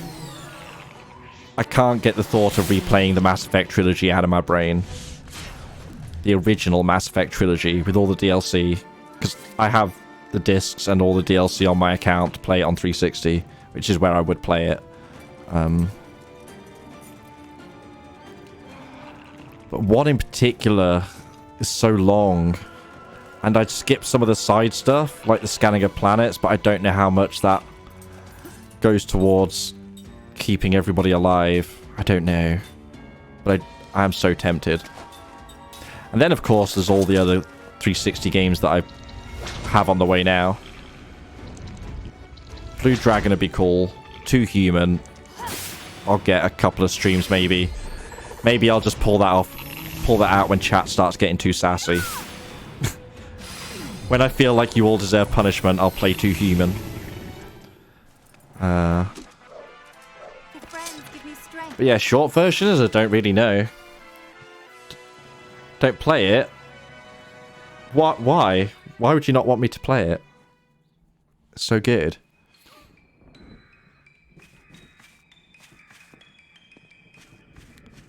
The best part about that game is that it's so bad.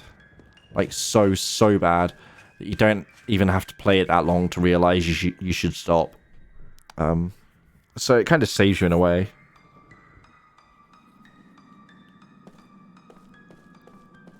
Alright, I'm confused. Where's the hidden treasure then?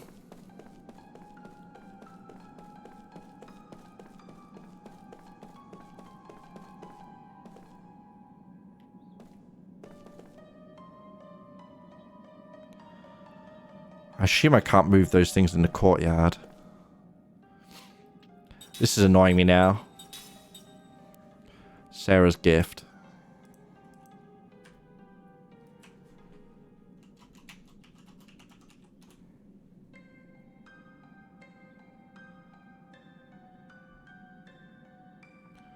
Southeast of the center of the hedge maze. Let's do it. Have you seen it? Cheers? 2 Human? I don't think you can appreciate it until you see it.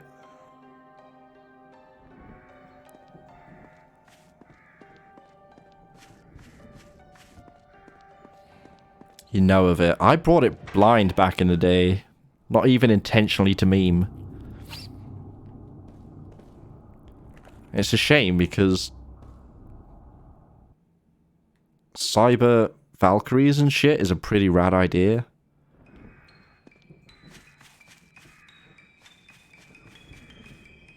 Like, imagine, just for, like, art direction wise, imagine God of War but cybernetics.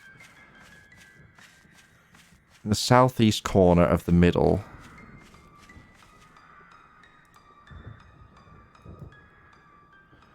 Oh, you need a level 2 treasure detector. Oh, and I need to get further for that to appear. Okay, alright. And that further that I need to get is in the direction of the main plot. Good to know.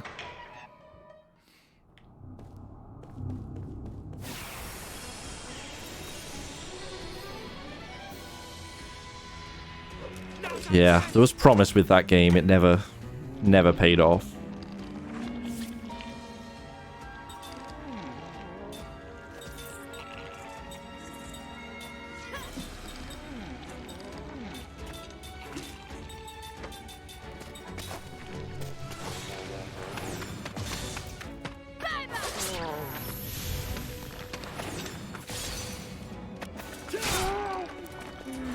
I should at least give him a stronger sword.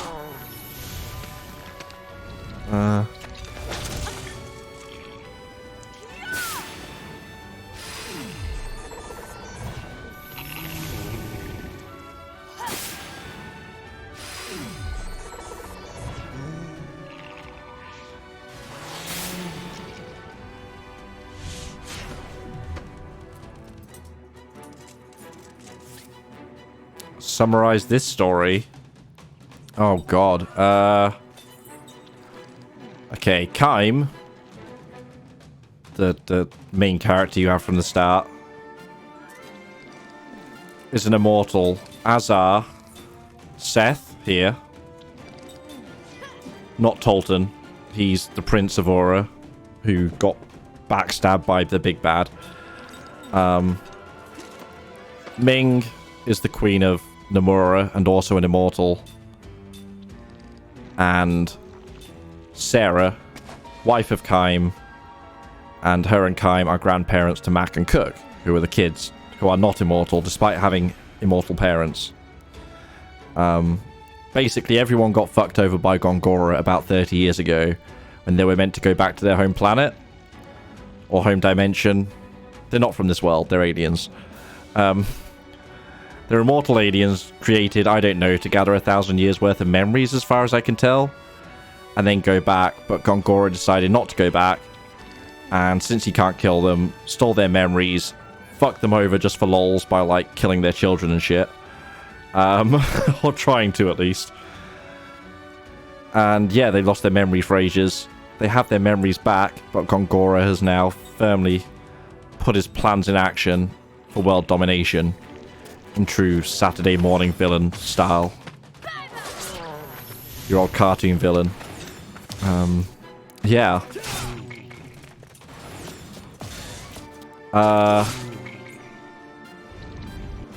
How's that for a summary?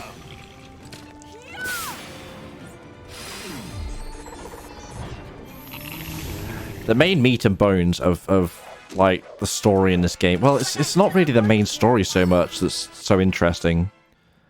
A lot of it's built into it's the world building, which is primarily done through these dreams, which you pick up at various points through the story. Some harder to find than others. And yeah, the majority of them are like little short stories from Kime's past. They're really interesting.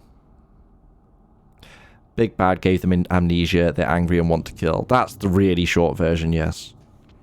But yeah. Where are we looking? Jansen over here was partnered with Seth and Kime when they were sent on a mission by Gongora, the Big Bad. He was there as a backup and to backstab them if they were getting their memories back. Fortunately, Jansen's really shit as a spy and a backstabber, so he fucked it up, and we're now friends. Cook and Mac here, as I say, are Kime and Sarah's grandchildren. Their daughter, or Cook and Mac's mother, conveniently died about 5 minutes of mysterious anime mom... about 5 minutes after the family reunion. She died of anime mom illness. And Sed here is Seth's daughter, son.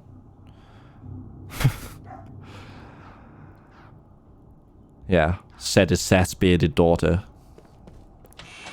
And they're basically pirates. But yeah, as for their overall goal, where they're from, and this, that, and the other, it's not entirely clear. But the Immortals are said to have been here for around 1,000, possibly more years. And with them, they brought magic. I think magic isn't from this world originally. It's from something to do with mirrors?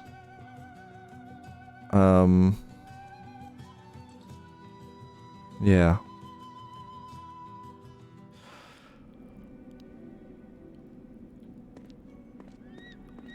But I don't think they necessarily had magic in the world they came from. Because the way Gongora talks sounds like he can get a lot more magic energy and power over here than he could back in his own world. But I don't know. He seems to be the only one with functioning memory.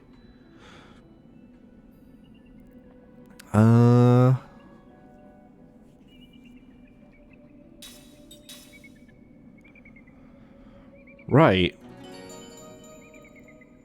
In fact, I saved here, but I should have checked my skills and stuff first. Horizon 2 is coming out, but it's coming out on PS5. So, and at this point, honestly, I might just wait and hope for a PC port. If I get a PS5 at some point and I see Horizon 2 cheap, I'll pick it up, but I'm not in a big rush. Did you play and or finish? Well, no, you don't finish games, but did you play Horizon 1? And then, that reminds me, speaking of games you don't finish, I also keep getting tempted sometime to pick up Death Stranding and just go all in. Played it for all of 2 hours. Ah, you might have got halfway through the tutorial then. If you're ever in the mood for a nice open world game, like an Ubisoft style collectathon, it's not a particularly bad collectathon, it's a nice world to do it in. But yeah, it is a good one of those. But it is also definitely one of those. Like, there is some depth to the combat, not a whole lot. It's mainly in finding upgrades and stuff. But there are a lot of upgrade options, so... I mean, you saw me play a lot of it, didn't you? So you know what it's like.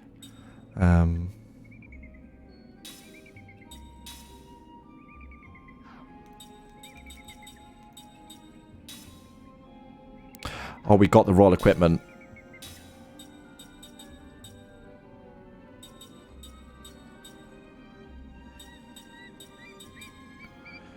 I think I'm better off... I think I'm better off taking off the attack boost. So that I can equip the special stuff. Give me the special stuff.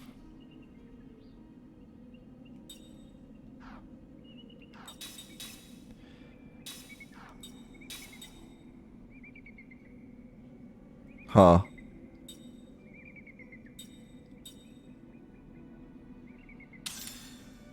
May not have been the best way of doing that. Hang on. Doing it. Main character gets more slots. Don't argue.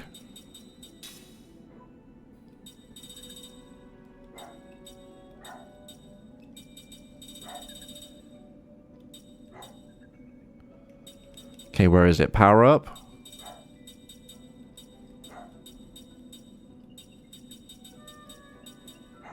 Ah, there it is.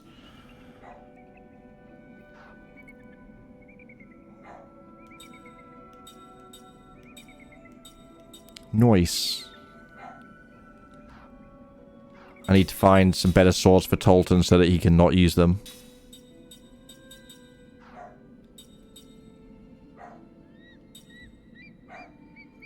That's coming off you because you're coming out the party.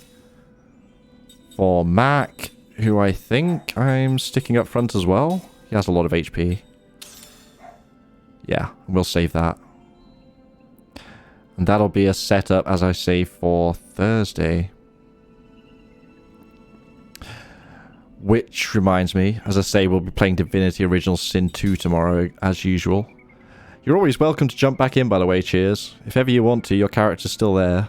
Got plenty of buffs. We're fairly far through now. So you got lots of options. Not necessarily built as you would have, but he is built out. What I was going to say is, you haven't played Baldur's Gate 3 yet, have you? The plan currently is that me, Symph, and Fry are going to be playing that blind after Divinity. Not necessarily straight after, but that'll probably take over the Divinity slot, and that'll be extra fun because all three of us are currently and staying blind. So if you wanted in on that, we could have a lot more open funsy one, because with nobody knowing what's going on, it's just going to be mayhem.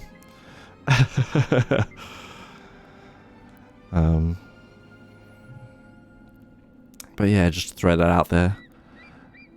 I've been thinking for a while we could have a good fourth on there. Because yeah,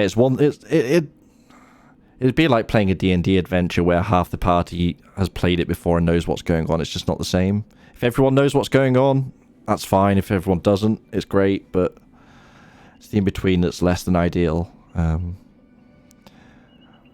Which Fry manages to weave pretty well by not telling us jack shit. But yeah, I think if we can get all four of us playing without a clue what's going on, that would be super fun. Because I'm having a lot of fun with Divinity.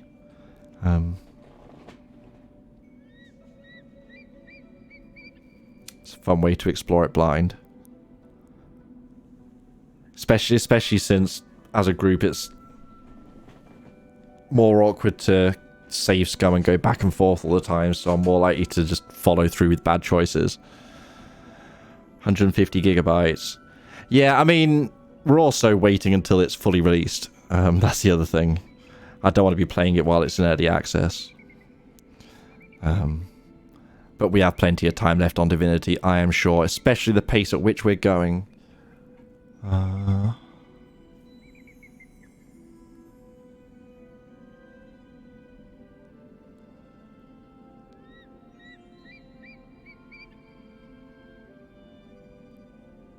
I don't know, we might actually be closer to the end than I think.